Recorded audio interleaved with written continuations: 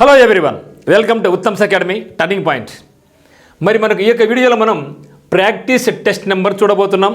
దేని మీద అంటే వన్ వర్డ్ సబ్స్టిట్యూషన్స్. ఇక వన్ వర్డ్ సబ్స్టిట్యూషన్స్ క్విజ్ 2 చేయబోయే ముందుగా గతంలో ఏమైతే జరిగినాయో అవన్నీ కూడా మీరు ప్రాక్టీస్ చేస్తూ ఉండండి. ప్రాక్టీస్ చేయండి, డిస్కస్ చేయండి. తర్వాత వీటిని క్విజ్ లాగా వెళ్ళండి. ఇక్కడ కూడా మీకు 50 క్వశ్చన్స్ ఉంటాయి. 50 క్వశ్చన్స్కి కింద ఒక్కొక్కదానికి 4 ఆప్షన్స్ ఉంటాయి. అంటే తిరిగి 50 × 4 = 200 పదాలు మనకి ఇక్కడ రాబోతున్నాయి. ఇవన్నీ కూడా మనం ఈజీ గుర్తుపెట్టుకుంటాం. వీటితో పాటుగా ఎక్కడైతే ఈజీగా ఉంటుందో, మీకు షార్ట్ కట్ ఉంటుందో నేను మీకు నేర్పిస్తాను. మీకు ఇంకా ఏమైనా దానికంటే మంచి ఐడియా వస్తే దాన్ని కూడా మీరు ఇంప్లిమెంట్ చేసుకోండి. ఖచ్చితంగా మీరు అనుకున్న గోల్ని అయితే మీరు నెరవేర్చుకుంటారు. సో ప్రతి దానికి కూడా కింద మీకు ఏం చేస్తున్నామంటే క్వశ్చన్ ఉంటుంది, దాని కింద 4 ఆప్షన్స్ ఉంటాయి. దానికి కంపల్సరీగా మనకు తెలిసినంత వరకు మీకు తెలుగులో కూడా మీనింగ్ ఇవ్వడం జరుగుతుంది. సో తెలుగులో మీనింగ్ ఇవ్వడం వల్ల మీకు ఏం బెనిఫిట్ అంటే ఏదైనా సరే పదాన్ని మనకు మదర్ టంగ్లో మనకు మాతృభాషలో నేర్చుకుంటే ఈజీగా ఉంటుందన్న ఉద్దేశంతో డిఫరెంట్గా మనకు ఉత్తమ్స్ అకాడమీ నుంచి చాలామంది మన వాళ్ళు కూడా నార్త్ ఇండియా వాళ్ళతో పాటుగా పోటీపడి జాబ్స్ కొట్టాలనేదే మన యొక్క మెయిన్ ఉద్దేశం. సో మీరు కంపల్సరీ ప్రిపరేషన్ కొనసాగించండి. మీ యొక్క పదాలను ఇంట్లో వాళ్ళతో షేర్ చేయండి. మీ బ్రదర్కి సిస్టర్కి నేర్పించండి. మీ ఫ్రెండ్స్తో డిస్కస్ చేయండి. ఆ విధంగా చేయడం వల్ల మీరు ఒక్కరితో డిస్కస్ చేసుకుంటే కంపల్సరీగా అవి చాలాసార్లు మీరు రిపీట్ అయినట్టు చేసుకుంటారు. మైండ్లో అట్టి నిలిచిపోతాయి. మరి స్టార్ట్ చేద్దామా? No come here. సో ఇక్కడ చూసినట్టయితే మనకు that which would burn easily అంటున్నాడు. That which would burn easily. So సులభంగా మండే స్వభావం ఉన్న వాటిని మనం ఏమనాలి? Incendiary, incantatory, inflammable, incandescent. Okay, so ఇక్కడ 50 రాసుకోండి. మీనింగ్ మీరు కూడా ఫస్ట్ మార్క్ చేసుకోండి. ఇది కరెక్టో కాదనేసి. కరెక్ట్ అయితే వెరీ హ్యాపీ, కరెక్ట్ కాకుంటే ఓకే ఇంకోసారి నేను ట్రై చేస్తాను అని గుర్తుపెట్టుకోండి. ఓకే, మరి చూసినట్టయితే తొందరగా బర్న్ అవ్వడం ఏమంటారు? ఇన్సెండియారీనా, ఇన్కాంటేటరీనా, ఇన్ఫ్లేమబుల్లా? ఇక్కడ చూసినట్టయితే ఇక్కడ చూడండి ఫ్లేమ్ ఉంది కదా. సో ఫ్లేమ్ అంటే ఏమండి? మంట. మనం చూసినట్టయితే కొన్నిసార్లు పెట్రోల్ వెహికల్స్ పోతూ ఉంటాయి, పెట్రోల్ ట్యాంకులు పోతూ ఉంటాయి. దాని వెనకాల ఒకసారి చూడండి హైలీ ఇన్ఫ్లేమబుల్ అని ఉంటుంది. హైలీ ఇన్ఫ్లేమబుల్ అంటే ఈ ట్యాంకులో పోయేది చాలా తీవ్రంగా మండే స్వభావం ఉన్నది, జాగ్రత్తగా ఉండాలని చెప్పడం అనమాట. కాబట్టి ఇన్ఫ్లేమబుల్ అంటే ఏమంటే ఈజీగా బర్న్ అయ్యేదాన్ని మనం ఏమంటామంటే ఇన్ఫ్లేమబుల్ అంటాం. ఇక్కడ చూసినట్టయితే ఇన్సెండియారీ అంటే ఎవరంటే ఇంటికి నొప్పి పెట్టేవాడు. Arson, ఇన్సెండియారీ.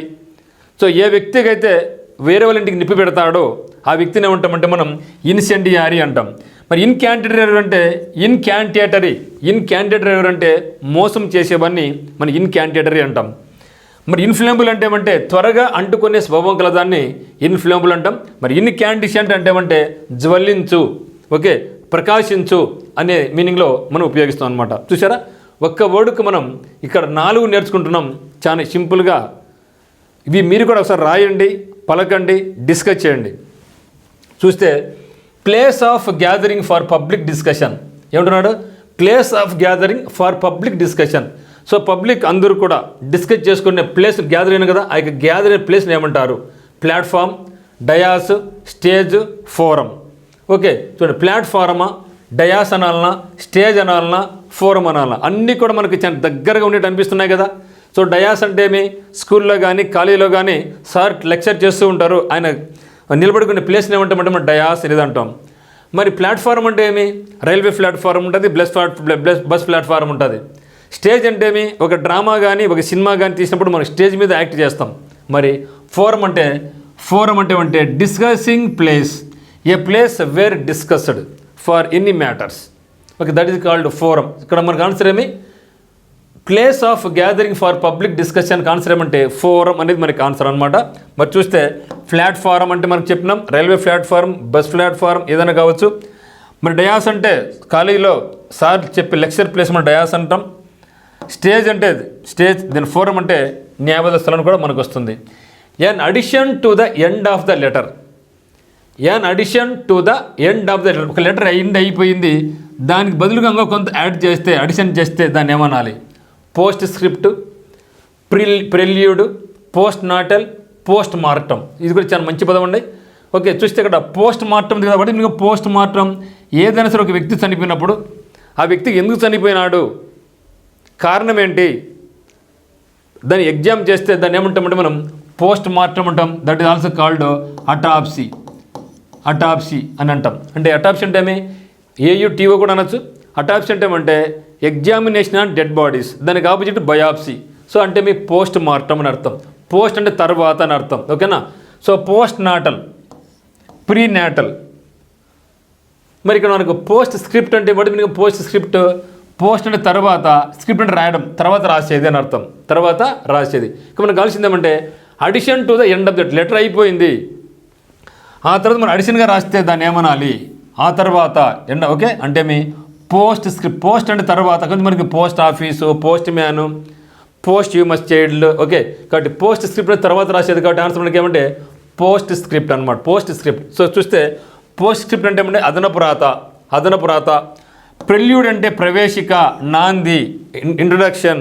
Okay, that is called prelude. Pre అంటే మీ బిఫోర్ కదా, ప్రియాంబుల్ అంటే వాటి మీన్ ప్రియాంబుల్. సో రాజ్యాంగానికి ప్రవేశిక ఒకటి ఉంటుంది, అంటే ముందు రాజ్యాంగం బుక్ లోపల పోయే ముందుగా అయితే దాంట్లో ఆర్టికల్స్ ఎక్కడున్నాయి, షెడ్యూల్స్ ఎక్కడున్నాయి, ఏ పేజీలో ఉంది చెప్పేదే ప్రియాంబుల్. సో కాబట్టి మనకు ప్రిల్యూడ్ అంటే ప్రవేశిక లేదా నాంది. పోస్ట్ నాటల్ అంటే ప్రసవానంతరం. ప్రీ నాటల్ అంటే ముందుగానే. సో పోస్ట్ నాటల్ అంటే ప్రసవానంతరం అంటే ఆఫ్టర్ డెలివరీ అని అర్థం. పోస్ట్ మార్టం అంటే శవ పరీక్ష లేదా పంచానామా అని కూడా అనడం జరుగుతుంది. Then young cow that has not yet had a calf. So young cow, యవనమైనటువంటి కవ్వు, ఆవు, not yet had a calf, ఇంకా దానికి బిడ్డ లేదు, ఇంకా బిడ్డ పుట్టలే, దాన్ని ఏమనాలా, కౌలెట్ట, కోల్ట, ఈవ, హైఫర్ అనాలనా. ఓకే, చూడండి, యంగ్ కౌ యవనంలో ఉన్నటువంటి ఒక ఆవును, అది ఇంకా బిడ్డలు కనలే, ఇంకా దాన్ని ఏమనాలా అంటారు. కౌలెట్ అనాలనా, కోల్ట్ అనాలనా, ఈవ్ అనాలనా, హైఫర్ అనాలనా. సో ఆన్సర్ వచ్చేది మనకు హైఫర్ ఏమన్నా మీ ఇష్టం. ఓకే, కాబట్టి ఇది ఆన్సర్ మనకి ఏమంటే హైఫర్. చూస్తే కౌలెట్ అంటే ఏమంటే cowlet means young one or little cow. చిన్న కవుని ఏమంటారంటే మనం కౌలెట్ అంటాం. కౌలెట్ అంటే చిన్న ఆవు, బిడ్డ దూడని ఏమంటే మనం కౌలెట్ అంటాం. మరి కోల్ట్ అంటే ఏమంటే మగ గుర్రం. కోల్ట్ అంటే మగ. ర్యామ్ అంటే మగ పొట్టేలి. మరి కోల్ట్ అంటే మనకు మగ గుర్రం. కోల్ట్ అంటే మగ గుర్రం. ఈవ్ అంటే ఆడమేక. ర్యామ్ అంటే పొట్టేలి. ర్యామ్ అంటే పొట్టేలి, మగ పొట్టేలి. Then heifer and mean a young female cow. Is called heifer. Okay, so not yet calf అంటే బిడ్డ పుట్టలేదంటే ఆడ అనేది కదా. ఇక్కడ హైఫర్ అంటే ఏమంటే ఏ యంగ్ ఫీమేల్ కౌని ఏమంటామంటే మనం హైఫర్ అంటాం. Then a mournful song or a poem for the dead. So a mournful అంటే బాధాకరమైనటువంటి సాంగ్, బాధల్లో పాడేటువంటి song, or poem for the a dead, చనిపోయిన తర్వాత బాధాకరంగా మాటలు మాట్లాడతాం, దాన్ని ఏమనాలి, బల్లాడ్, డర్జ్, ఓడ్, లిరిక్ అంటాం. So ballad, dirge, ode, lyric. So lyrics అంటే పాటలు కదా, ఆనందంగా పాడే పాటలు కాదు, కాదు మనకు. So dirge or dirge. Okay, dirge అనమాట. కాబట్టి చూస్తే బల్లాడ్ అంటే ఏమంటే జానపద గేయాలు, బల్లాడ్. సో బల్లాడ్ అంటే బల్లే బల్లే అంటారు కదా. పంజాబీ వాళ్ళు ఎక్కువ బల్లే పాటలు బాగా పాడుతూ ఉంటారు, అంటే జానపదంగా వినడానికి చాలా ఇంపుగా ఉంటాయి. సో జానపద గేయాలు పల్లెలు పాడుతూ ఉంటే బాగా ఇంపుగా ఉంటుంది వినడానికి. సో అటువంటి వాడిని బల్లాడ్. ఎట్లా గుర్తుపెట్టి బల్లాడ్ అంటే బల్లే ఏ పాటలు ఇవి, పంజాబీ వాళ్ళు పాడేటివి చాలా జానపద గేయాలుగా ఉంటాయి. కాబట్టి బల్లాడ్ అంటే జానపద గేయాలు గుర్తుపెట్టుకోండి. సో డర్జ్ అంటే మరణ గీతం అని అర్థం. డర్జ్ అంటే ఏమండి మరణ గీతం, డర్టీగా ఉంటుంది అట్లా గుర్తుపెట్టుకోండి మీరు. డర్జ్ అంటే మరణ గీతం, విషాదకరమైనటువంటిది. దెన్ ఓడ్ అంటే గీతం. ఓడ్ అంటే ఏమండి గీతం. దెన్ సో ఓడో నీళ్ళు గుర్తుపెట్టుకుని మీరు. ఓడ నీళ్ళు దేని పనిస్తుంది? ఓడో నీళ్ళు దోమలు కుడుతున్నాయి అనుకోండి, దోమలు కుట్టకుండా ఓడలు పూసుకున్నాం అనుకోండి, దోమలు కుట్టో ఆనందంగా నిద్రపోతాం, చల్లగా నిద్రపోతాం, పాటలు పాడుకుంటా గీతం పాడుకుంటూ నిద్రపోతాం, అటు గుర్తుపెట్టుకోండి ఓడో. సో లిరిక్ అంటే ప్రేమ పాటలు లేదా పురాణ పాటలు మనం ఏమంటామంటే లిరిక్స్ అంటాం. ఇక్కడ మనకు mournful song or poem for the dead అంటే ఏమంటే డర్జ్ అనమాట. Then the dead skin cast off by a snake. అంటే మరి చూస్తూ ఉంటాం, పామును అది తనకు అవసరం లేనప్పుడు తన బాడీ మీద ఉన్నటువంటి చర్మాన్ని వదిలేస్తూ ఉంటుంది. దాన్ని అంటే మన తెలుగులో కుసుమ అంటాం. పాము కుసుమ వదిలేసిందిరా అంటాం. అంటే అది పనికిరాదు, దానికి అది వేస్ట్. దాన్ని వదిలేసి మళ్ళీ కొత్త శరీరాన్ని పొందుతుంది అనమాట. ఇప్పుడు చెట్టు చూడండి, చెట్లు కూడా సంవత్సరం ఒకసారి పైన బ్రెడ్ పెట్టుకుంటుందా, ఆకు తేట వేసుకుంటుందా, అది మళ్ళీ రాలిపోయి మళ్ళీ కొత్తది వస్తుంది. అదేవిధంగా పాము తన యొక్క బాడీ మీద ఉన్నటువంటి పనికిరాని చర్మాన్ని వదిలేసి బయటకు వదిలేస్తుంది కదా, దాన్ని ఆ చర్మాన్ని మనం ఏమనాలా అంటాడు. బో, స్లో, పీలింగ్స్, బర్రో. ఓకే, బౌ, స్లో, పీలింగ్స్, బరో. ఓకే, అంటే దీని కుసుమ అంటాం. ఏమంటామని కుసుమ, పాము కుసుమ విడిచింది, కుబుసం అని కూడా అంటాం మనం. సో ఆన్సర్ ఏమంటే స్లో. స్లో అంటే మనం గుర్తుపెట్టుకుంటే, ఓ పాము శరీరం మీద కుసుమ ఉంది కదా, చర్మం ఉంది కదా, స్పీడ్గా వదిలితే నొప్పి వస్తుంది, ఇప్పుడు స్లోగా వదులుతుంది. స్లోగా వదులుతుంది గుర్తుపెట్టుకుంటే స్లో అని గుర్తుపెట్టుకుంటే SLOU స్లోగా వదులుతుంది. స్లోగా వదులుతుంది. కుసుమ, కుబుసం అని కూడా అంటాం. కాబట్టి బో అంటే ఏమంటే కొమ్మ. బో అంటే ఏమంటే కొమ్మ. స్లో అంటే చర్మంపై తొక్క, లేదంటే పాము కుసుమ, లేదంటే పాము కుబుసం అని కూడా అంటాం. పీలింగ్స్ అంటే తొక్క, మా పంటని పీల్ చేయాలంటూ ఉంటాం మనం. పీలర్ కూడా అంటాం. పీలర్ అంటే ఏమి, ఏ పండుగ అయితే పైన ఉంటుంది దాన్ని జివిరేస్తాం, చెక్కేస్తాం. అంటే దాని పైన ఒక ఫ్రూట్ పైన ఉన్నటువంటి ఒక లేయర్ను దాన్ని ఏమంటే మనం పీల్ చేయడం అంటాం, పీలింగ్స్. దెన్ బరో అంటే ఏమంటే స్వయం ప్రతిపత్తి గల నగరాన్ని మనం బరో అనడం జరుగుతుంది. Then 7th one, science dealing with bird life. Science dealing with bird life అంటే పక్షుల గురించి చదివే సైన్స్ని ఏమంటాం. So zoology, ornithology, etymology, philology. Please remember, ఒక వర్డ్ చివర లోకి వస్తే ఏమంటే సైన్స్ అని కదా అర్థం. మరి జూ అంటే అనిమల్స్, స్టడీ అబౌట్ అనిమల్స్ కదా. మరి ఫిలాలజీ అంటే మీ ఫిలా అంటే లవ్ కదా, ఇక్కడ language, study about language. Etymology, etymology అంటే ఏమంటే etyma, what we're now seeing. మనం అన్ని పదాలు నేర్చుకుంటున్నాం, సినోనిమ్స్ నేర్చుకుంటున్నాం, antonyms, word substitutions, spell check, ఇవన్నీ నేర్చుకుంటున్నాం కదా. విత్ ఆరిజిన్స్ నేర్చుకుంటాం కదా, ఆరిజిన్స్తో పుట్టుకతో నేర్చుకుంటాం కదా. సో వాటిని ఏమంటాం, ఎటిమాలజీ అంటాం. ఎటిమాలజీ. ఎటిమాలజీ వేరే, ఎంటమాలజీ వేరే మిత్రున్నా. ఎంటమాలజీ అంటే స్టడీ అబౌట్ ఇన్సెక్ట్స్ అనమాట. ఎటిమాలజీ అంటే study about birds.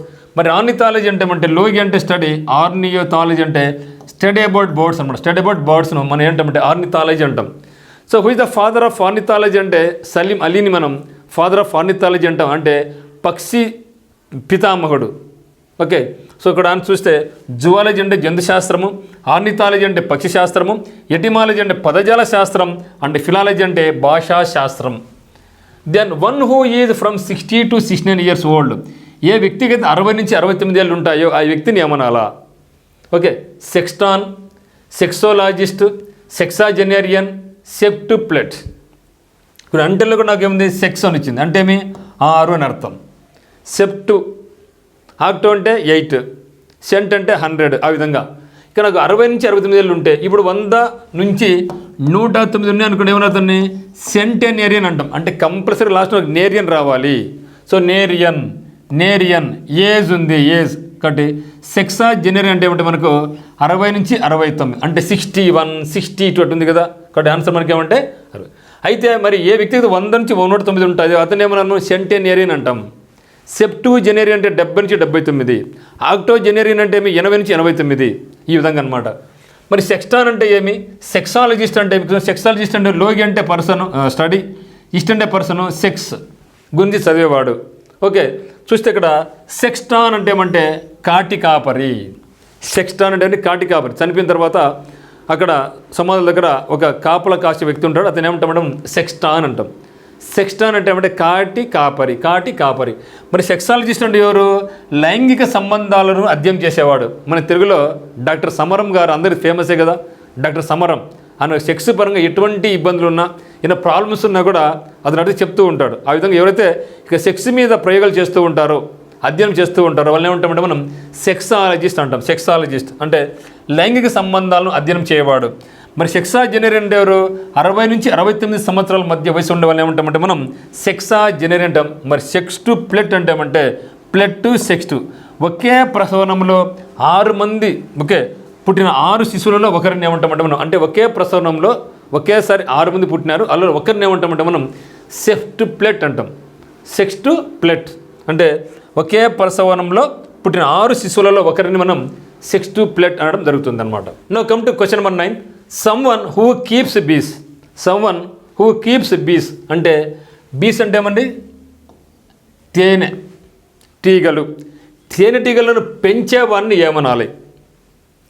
So apiarist, horticulturist, ornithologist, pathologist. Okay, చూస్తే ఇక్కడ ప్యాథాలజిస్ట్ అంటే ఎవరు? ఇస్ట్ అంటే పర్సను, లోగి అంటే స్టడీ, ప్యాథోస్ అంటే డిసీజ్. ప్యాథాలజీ అంటే స్టడీ అబౌట్ డిసీజెస్, ప్యాథాలజిస్ట్ అంటే a person who studies about diseases అనమాట. మరి ఇక్కడ ఆర్నిథాలజిస్ట్ అంటే ఇక్కడ లోగి వచ్చింది స్టడీ, ఇస్ట్ అంటే పర్సను, ఆర్ని అంటే బర్డ్స్.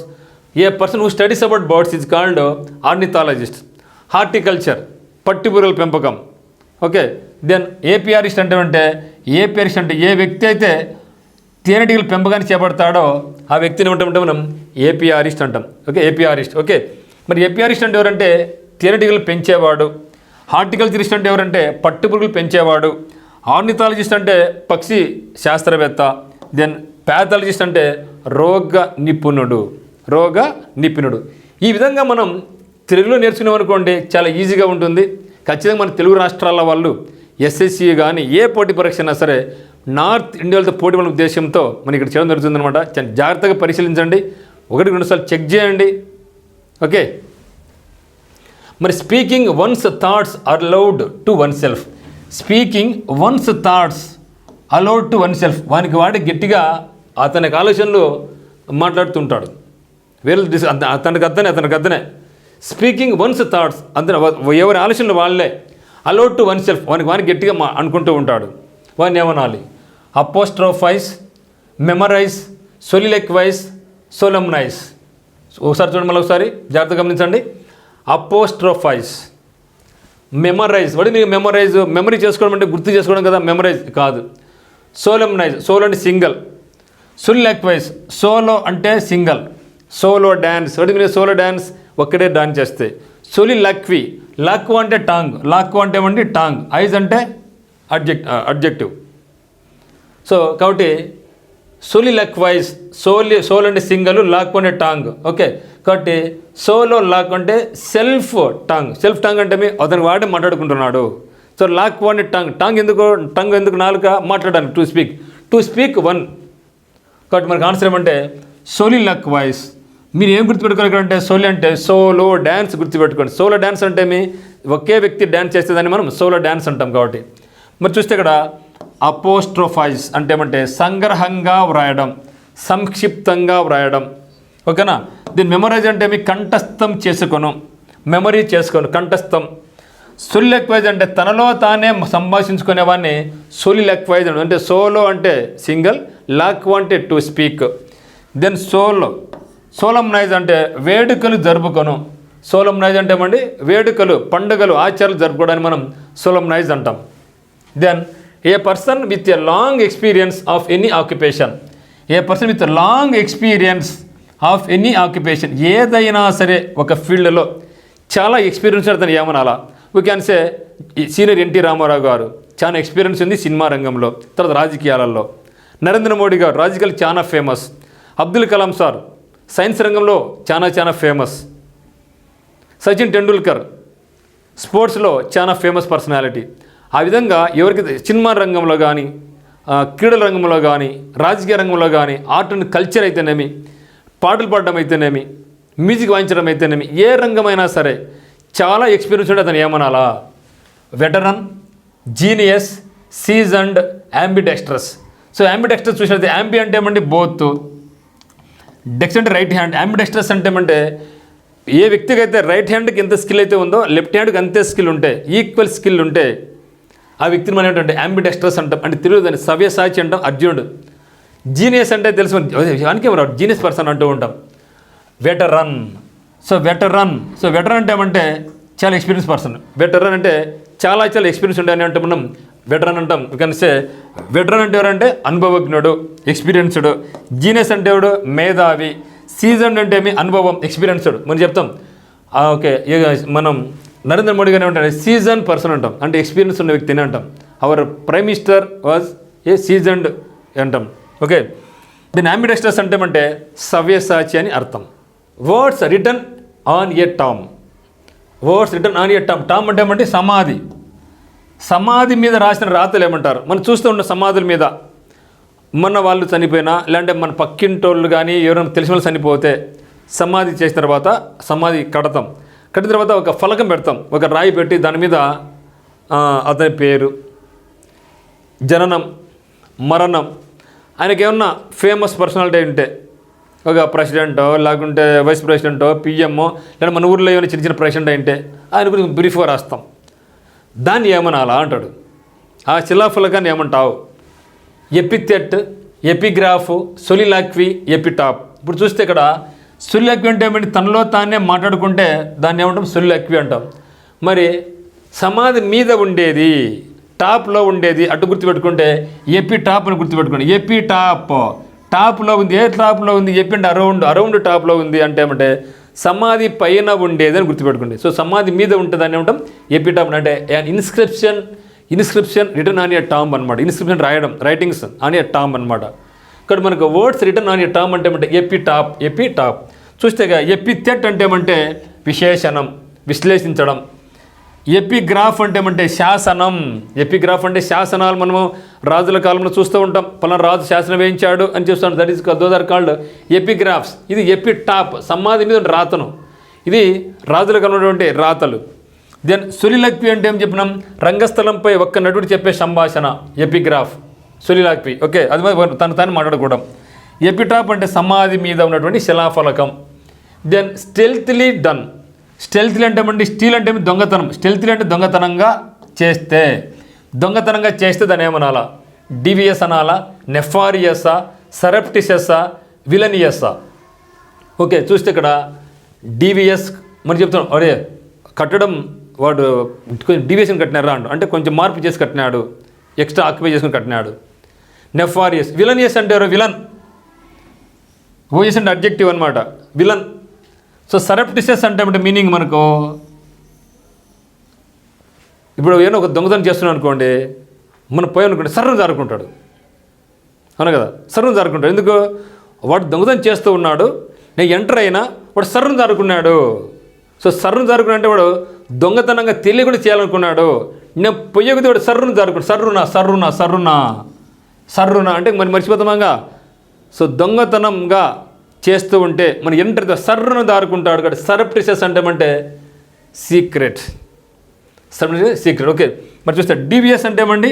మోసపూరితమైనటువంటి డివిఎస్ కట్టడాలు, డివిఎస్ కన్స్ట్రక్షన్స్. అంటే ఒక గవర్నమెంట్ ఒక ఆర్డర్ ఇస్తే ఇటు ఇంకొకరం కడతాడు, that is called devious. The nefarious అంటే ఏమంటే చాలా చెడ్డవాడు. So that is called nefarious. అంటే ఏమండి చాలా చెడ్డవని ఏమంటామంటే మనం నెఫారియస్ అంటాం. దెన్ సరప్టిసెస్ అంటే ఏమండి? రహస్యంగా. సో రహస్యంగా అంటే ఏమండి? సరప్టిసెస్. దెన్ విలనియస్ అంటే మీరు సినిమా విలన్ గుర్తుపెట్టుకోండి. సో విలన్ అంటే వాడు చాలా దుర్మార్గంగా ఉంటాడు కదా, దుర్మార్గపు గుణాలు ఏమంటామంటే మనం విలనియస్ అంటాం. Then come to 14. Something no longer in use అంటే చాలా కాలం పాటు అది వాడుకలో లేకుండా ఉంటే. ఎప్పుడో వాడుకుంటున్నారు, ఇప్పుడు వాడడంలా, చాలా కాలం అయిపోయింది. So that is called what? Desolate, absolute, primitive. Okay, something no longer in use అనమాట. ఏమనాలా? చూస్తే ఇక్కడ ప్రిమిటివ్ అంటే ఏమండి? ప్రిమిటివ్ అంటే ఏమండి? ట్రైబ్స్ అంటూ ఉంటాం. అంటే పురాతనమైన ట్రైబ్స్ ఉంటాయి, కొండ ప్రాంతం నివసిస్తుంటారు, వాళ్ళని ఏమంటాం? మనం ప్రిమిటివ్ గ్రూప్స్ అంటాం. ప్రిమిటివ్ ట్రైబ్స్, ఎప్పుడో ఆ గ్రూప్స్ని ప్రిమిటివ్ అంటాం. మరి ఇక్కడ మనకి మీనింగ్ ఏమంటే ఇదేమంటే అబ్సల్యూట్ మెజారిటీ అంటాం. అంటే సంపూర్ణ మెజారిటీ అని కదా అర్థం, అది కూడా కాదు కదా. దెన్ అబ్సొల్యూట్ అంటే ఏమంటే something no longer in use, ఇప్పుడు వాడుకలో లేనటువంటిది అని అర్థం. ఇక్కడ చూస్తే డెసోలేట్, సోలో అంటే సింగిల్ గుర్తుపెట్టుకోండి. సోలో అంటే సింగిల్, డెసోలేట్ అంటే ఒంటరిగా, ఖాళీగా. అబ్సల్యూట్ అంటే సంపూర్ణంగా, అబ్సల్యూట్ మెజారిటీ అంటాం. దెన్ అబ్సొల్యూట్ అంటే వాడుకలో లేనటువంటి, no longer in use. Absolute అంటే వాడుకలో లేనటువంటి అని అర్థం. దెన్ ప్రిమిటివ్ అంటే ఆదిమవాసులు, ప్రాచీనమైనటువంటి, అనాగరికమైనటువంటి దాన్ని మనం అబ్సొల్యూట్ అంటాం, ప్రిమిటివ్ అంటాం. Then one not concerned with right or wrong. అది రైట్ ఆర్ రాంగా అని మనం కన్సర్న్ చేయలేకపోతే, మంచిదా కాదా, మంచిదా చెడ్డదా అనే దాన్ని మనం కన్సర్న్ చేయలేకపోతే, మోరల్ అంటావా, అమోరల్ అంటామా, ఇమ్మోరల్ అంటావా, ఇమ్మార్టల్ అంటావా? చూడండి ఇక్కడ మోరల్ అంటాం. వాటి మీనింగ్ మోరల్, నీతి. నీతి అంటే ఏమండి? మన నీతి కథలు ఉంటాయి. సో నీతి కథలు ఏం చెప్తారు మన పెద్దవాళ్ళు, మన అవ్వతాతలు కథ చెప్పి దీనిలో నీతి ఏమి, ఇది నీతి, ఇట్లా చేయకూడదు, ఇట్లా చేయాలని చెప్తారు. అంటే difference between good and bad అని చెప్పేది మోరల్స్ అంటే ఇది మంచి ఇది చెడు అని వివరించి చెప్పేటివే నీతి కథలు అనమాట. ఇమ్మోర్టల్ అంటే ఏమండి? చావు లేనటువంటి వాడు. ఇమ్మోర్టల్ చావు లేనటువంటి అంటే చిరంజీవి అంటాం. చిరంజీవి అంటే ఏమి? సినిమా హీరో కాదండి, చావు లేనటువంటి వాడిని మనం చిరంజీవి అంటాం. Okay, amoral immoral. ఇక్కడ మీ బాగా ఇప్పుడు మనకు డౌట్ వస్తుంది, అమోరల్ అంటే ఏమి, ఇమ్మోరల్ అంటే ఏమి గుర్తొస్తుంది. సో మనకు ఆన్సర్ ఏమంటే ఇది కరెక్ట్గా గెస్ట్ చేయలేకపోతే అంటే ఏమంటే మీనింగ్ అమోరల్ అని అర్థం. మోరల్ అమోరల్ అంటే నెగిటివ్. ఇదేమి? Difference between good and bad చెప్పగలచ్చు. ఇక్కడ ఏ అంటే నెగిటివ్ కాబట్టి చెప్పలేం. ఇక్కడ మీనింగ్ అమోరల్. కాబట్టి మోరల్ అంటే నీతి, అమోరల్ అంటే అనైతికమైనటువంటి క్రమశిక్షణ లేనటువంటిది. అదే కదా రైట్ రాంగ్ తెలియకపోతే అంటే క్రమశిక్షణ లేదని అర్థం. ఇమ్మోరల్ అంటే ఏమంటే అన్యాయం. ఇమ్మోరల్ అంటే అన్యాయం. ఇమ్మోర్టల్ అంటే ఏమంటే చిరంజీవి. ఓకే, చిరంజీవి. సో ఆంజనేయ స్వామి మరణం లేనటువంటి వాడు. సో అటువంటి వాళ్ళని ఉంటాం ఇమ్మార్టల్ అంటాం, చావు లేనటువంటిది. ఇక్కడ ఇమ్మార్టల్ అంటే ఏమండి? చావు లేని, ఇమ్మార్టల్ చిరంజీవి. Then a person who opposes war or use of military force. A person who opposes దేన్ని వార్ను కానీ లేదా యూజ్ ఆఫ్ మిలిటరీ ఫోర్స్, యుద్ధాన్ని కానీ మిలిటరీ ఫోర్స్ని యూజ్ చేయడాన్ని అపోజ్ చేసేవాడిని, వ్యతిరేకించే అంటే యుద్ధాలను వ్యతిరేకించే వాళ్ళని ఏమనాలా? ఫ్యాషనిస్ట్ అంటావా, ఫెసిఫిస్ట్ అంటావా, నార్సిసిస్ట్ అంటావా, ఫ్యాటలిస్ట్ అంటామా? బాగా తెలుసుకోండి. అంటే చూడండి, అంటలకు నాకు ఏముంది ఇష్టే గుర్తించుకుని ఎప్పుడైనా సరే మిత్రం, మా పర్సన్ అని వచ్చిందంటే కంపల్సరీ మాకు చివరి ఏముంటుంది, మనకు ఐఎస్టీ ఉంటుంది. ఐఎస్టీ మనకు ఉంటుందన్నమాట. మరి ఏమనాలి చూడండి. చూస్తే ఇక్కడ ఫ్యాసిస్ట్ అంటాం. Suppose Hitler fascist. ఫ్యాటలిస్ట్ అంటే చూడండి, ఫ్యాటల్ అంటే ఏమి? ఫేట్ అంటే విధి నమ్ముకున్నవాడు. మనం సరిగా చదువుకోకుండా స్వామి నాకు అదృష్టం కలిసి రాలా, కలిసినప్పుడు చెయ్యి, నాకు జాబ్ కావాలా, నాకు ఉన్నట్టు ఒక 10 కోట్ల డబ్బులు కావాలా, అదృష్టం నమ్ముకోవడం. నాకు లాటరీ టికెట్ కొంటాం, లాటరీ తగలాలా. సో ఫేట్ నమ్ముకుంటే ఏమంటాం మనం? ఫ్యాటలిస్ట్. మరి పెసిఫిక్లో ప్యాక్ అంటే ఏమంటే పీస్ అని అర్థం. ఇష్ట అంటే పర్సన్. పెసిఫై అంటే శాంతిని కోరుకునేవాడు. సో శాంతిని కోరుకునే ఏమంటాం మనం? పెసిఫిస్ట్ అంటాం. పెసిఫిస్ట్ అంటే ఎవరు? శాంతిని కోరుకునేవాడు. శాంతిని కోరుకునేవాడిని ఏమంటాం మనం? పెసిఫిస్ట్ అంటాం. ప్లాకేట్ అంటాం. వాటి మీనింగ్ ప్లాకేట్, PLAC. ప్లాకేట్ అంటే ఏమంటే మిత్రుత్వం, సంధి చేకూర్చడం, శత్రుత్వం నుంచి మిత్రుత్వం మార్చడాన్ని ఏమంటే మనం ప్లాకేట్ అంటే సంధి చేకూర్చడం. వాళ్ళిద్దరి మధ్య గలాడ్ కాన్ఫ్లిక్ట్స్ ఏమైనా ఉంటే సరి చేయడం. కాబట్టి ఫ్యాసిస్ట్ అంటే ఆధిపత్యం గలవాడు. ఫ్యాసినిస్ట్ జర్మనీ నియంత. హిట్లర్ తన ఆధిపత్యం కాలం కోరుకునేవాడు. అటువంటి వాళ్ళని ఏమంటాం మనం? ఓకే, ఫ్యాసిస్టులు అంటాం. దెన్ పెసిఫిస్ట్ అంటే ఎవరంటే శాంతి కాముకుడు, శాంతిని కోరుకునే వ్యక్తి. నార్సిస్ట్ చాలా ఇంపార్టెంట్ వర్డ్ అండి. నార్సిసిస్ట్ అంటే తన సద్గుణాల పట్ల మక్కువ ఉన్నవాడు. తన మంచి గుణం, సద్గుణాలు అంటే మంచి గుణం కదా. సో నార్సిసిస్ట్ అంటే తన సద్గుణాల పట్ల మక్కువ, ఇష్టం ఉండేవాడిని మనం నార్సిసిస్ట్ అంటాం. సో ఫ్యాటలిస్ట్ ఎవరంటే అదృష్టమే కారణమని నమ్మేవాడు. నాకు అదృష్టం కలిసి రాలేదురా, అందుకే నాకు జాబ్ రాలే, అది కాదు. చదవాడు, అదృష్టం అంటే కలుస్తుంది. మనం కష్టపడి చదివితే ఖచ్చితంగా అదృష్టం కలిసి వస్తుంది. కష్టపడుకోకుండా మనకు అదృష్టం ఎప్పుడు కూడా కలిసి రాదు అని భావించండి. Then severely abusive writing in journals. Severely abusive writing in journals. So జర్నల్స్లో సివియర్గా, క్రూరంగా, ఘోరంగా తిట్టితే మరి చూస్తాను ఇటీవల కాలంలో అన్ని పేపర్లు కూడా ఈ పత్రిక వాడిని విమర్శిస్తే వాడిని విమర్శించుకుంటాను, సివియర్గా విమర్శిస్తూ ఉంటారు. సో మరి ఆ విమర్శించే సివియర్గా అబ్యూజివ్ రైటింగ్స్ చేస్తే జర్నలిజంలో దాన్ని ఏమనాలా? So imaginary, spectaculative, okay, speculative, scurrilous, sarcastic, speculative, imaginary, okay, scurrilous. చూడండి, వాడు సర్కాస్టిక్గా మాట్లాడుతున్నారా అంటాం, అంటే ఎగతాళి మాట్లాడుతున్నాడు అని అర్థం. సర్కాస్టిక్గా మాట్లాడుతున్నాడు. స్పెక్యులేటివ్ అంటే మీ ఊహలు పంపించడం, ఊహలు. ఊరికి ఊరికినా నిజం కాకుండా అబద్ధంగా వండి వారించడం. ఇక్కడ మనకి మీనింగ్ మనకేమంటే severely abusive writing in journals. So జర్నల్స్లో పుస్తకాలలో సివియర్గా అబ్యూజ్ చేస్తే దాన్ని ఏమనాలి అంటున్నాడు. ఓకే, సో ఆన్సర్ ఏమంటే స్కర్రీలెస్. చూస్తే ఇక్కడ ఇమాజినరీ అంటే ఏమండి ఊహించుకోవడం, కూడా ఊహాత్మకమైనటువంటి ఊహించుకోవడం.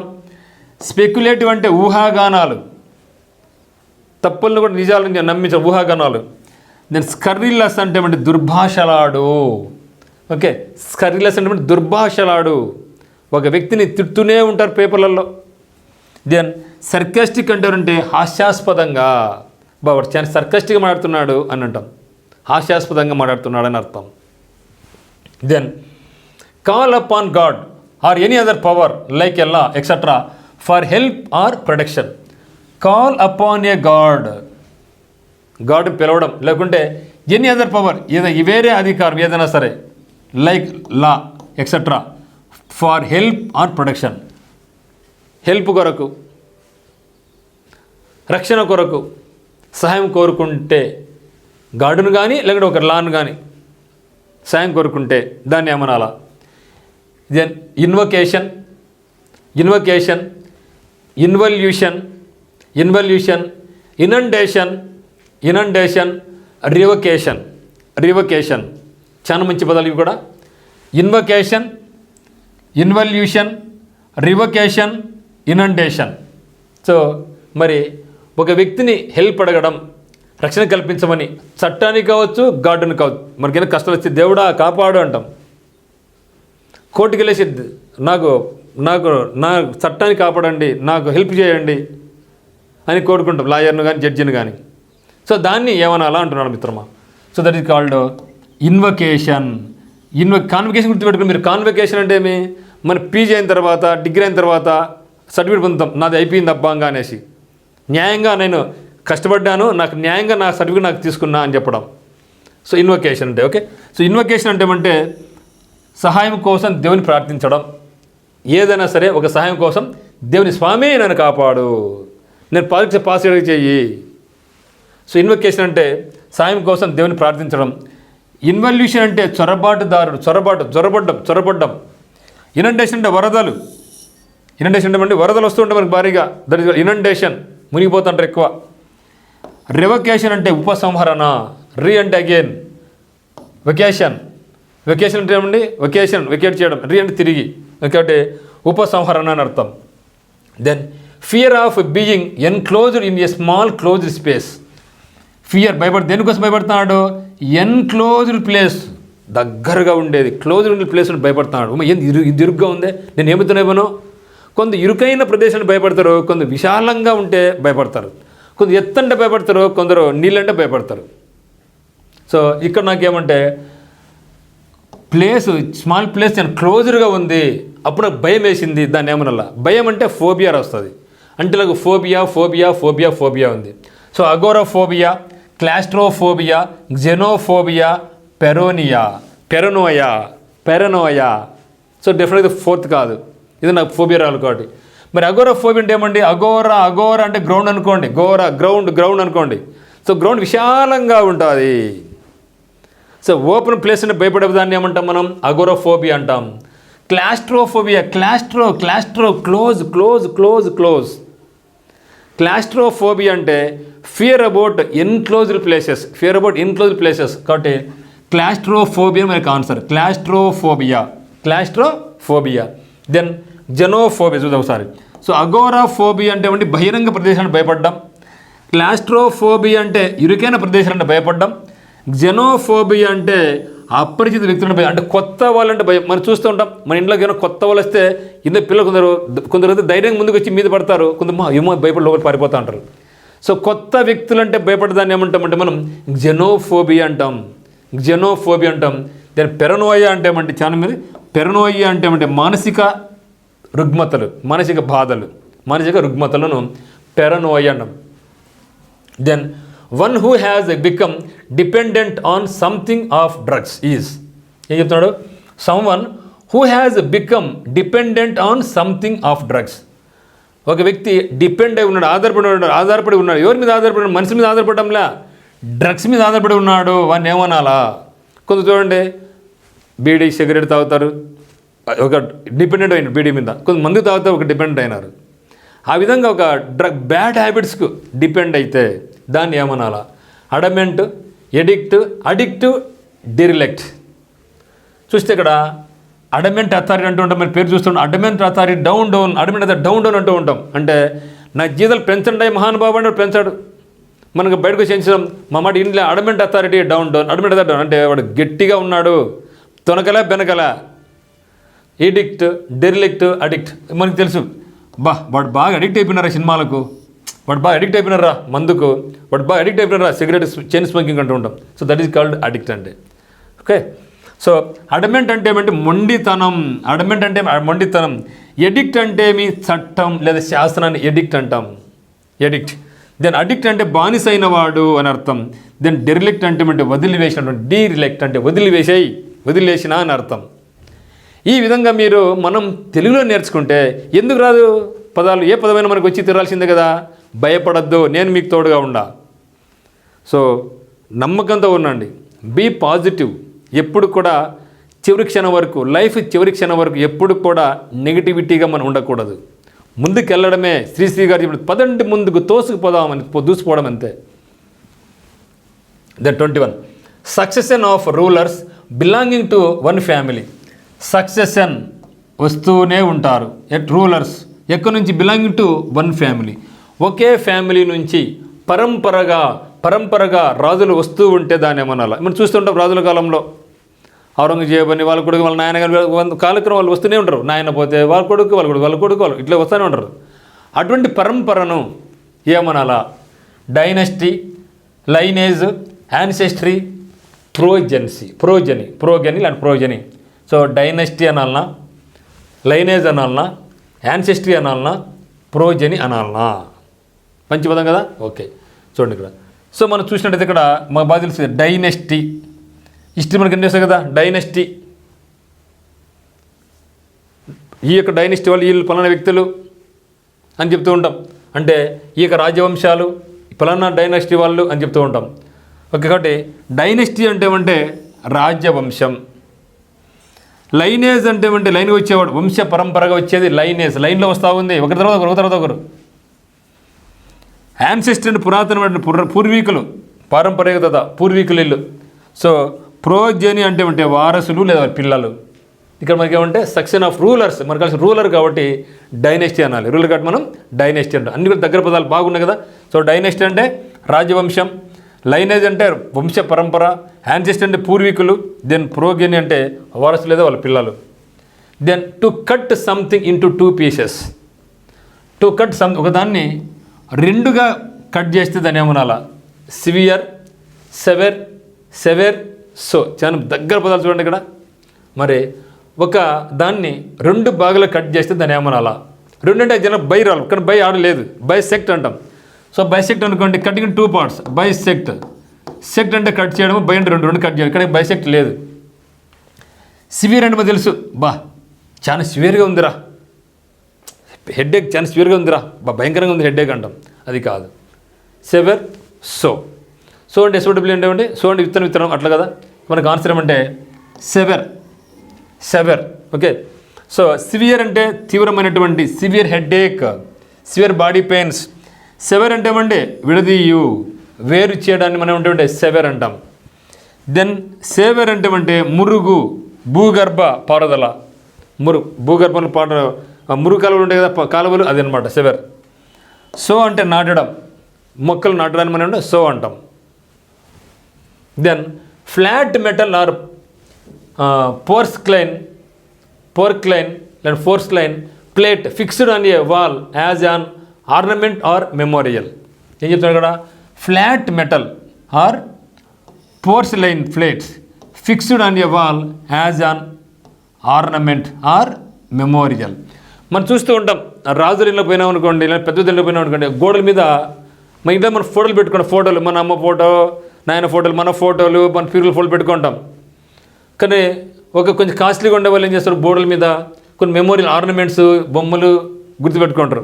సో ఆ దాన్ని ఏమనాలా, ఆ ఫ్లాట్ మెటల్ ఉంది కదా, ఆ ప్లేట్ ఉంది కదా, గోడ మీద అడ్డించున్నాం కదా, ఫిక్స్ చేస్తున్నాం కదా, దాన్ని ఏమనాలి అంటున్నాడు. Tabloid, poster, board, plaque. మంచి పదం అండి. ఓకే, ట్యాబ్లాయిడ్, పోస్టర్ అంటే కాదు కదా, పోస్టర్ చింట్లో మనకు పోస్టర్ అందించినారా అంటారు, కాదు. బోర్డు కాదు. ఆన్సర్ అంటే ప్లాక్. ఓకే, ప్లాక్ అనమాట. చూస్తే ఇక్కడ ట్యాబ్లాయిడ్ అంటే ఏమంటే చిన్న వార్తాపత్రిక. మనం లైబ్రరీకి వెళ్తే కొన్ని ట్యాబ్లాయిడ్స్ ఉంటాయి, అంటే చిన్న వార్తాపత్రిక, పెద్ద పెద్దగా చిన్న వార్తాపత్రికలు ఉంటాయి, వాటిని మనం ట్యాబ్లాయిడ్స్ అంటాం. పోస్టర్ అంటే ఏమంటే ప్రకటన. సో పోస్టర్స్ మనం అందిస్తూ ఉంటాం, సినిమా పోస్టర్ కూడా అందిస్తూ ఉంటాం, లేదా కోచింగ్ సెంటర్కి పోస్టర్ అందించి ఉంటారు, ప్రకటన చేస్తూ ఉంటారు. బోర్డు అంటే పలక లేదా బోర్డు. సో ప్లాక్ అంటే metal plate, plaque. Then act of deceiving somebody in order to make money. The act of deceiving అంటే మోసం చేయడం. దేనికి? సంబడిని. ఎందుకు? In order to make money, డబ్బులు సంపాదించడానికి ఇతరులను మోసం చేయడం. ఆ యొక్క యాక్టివిటీని మనం ఏమంటాం?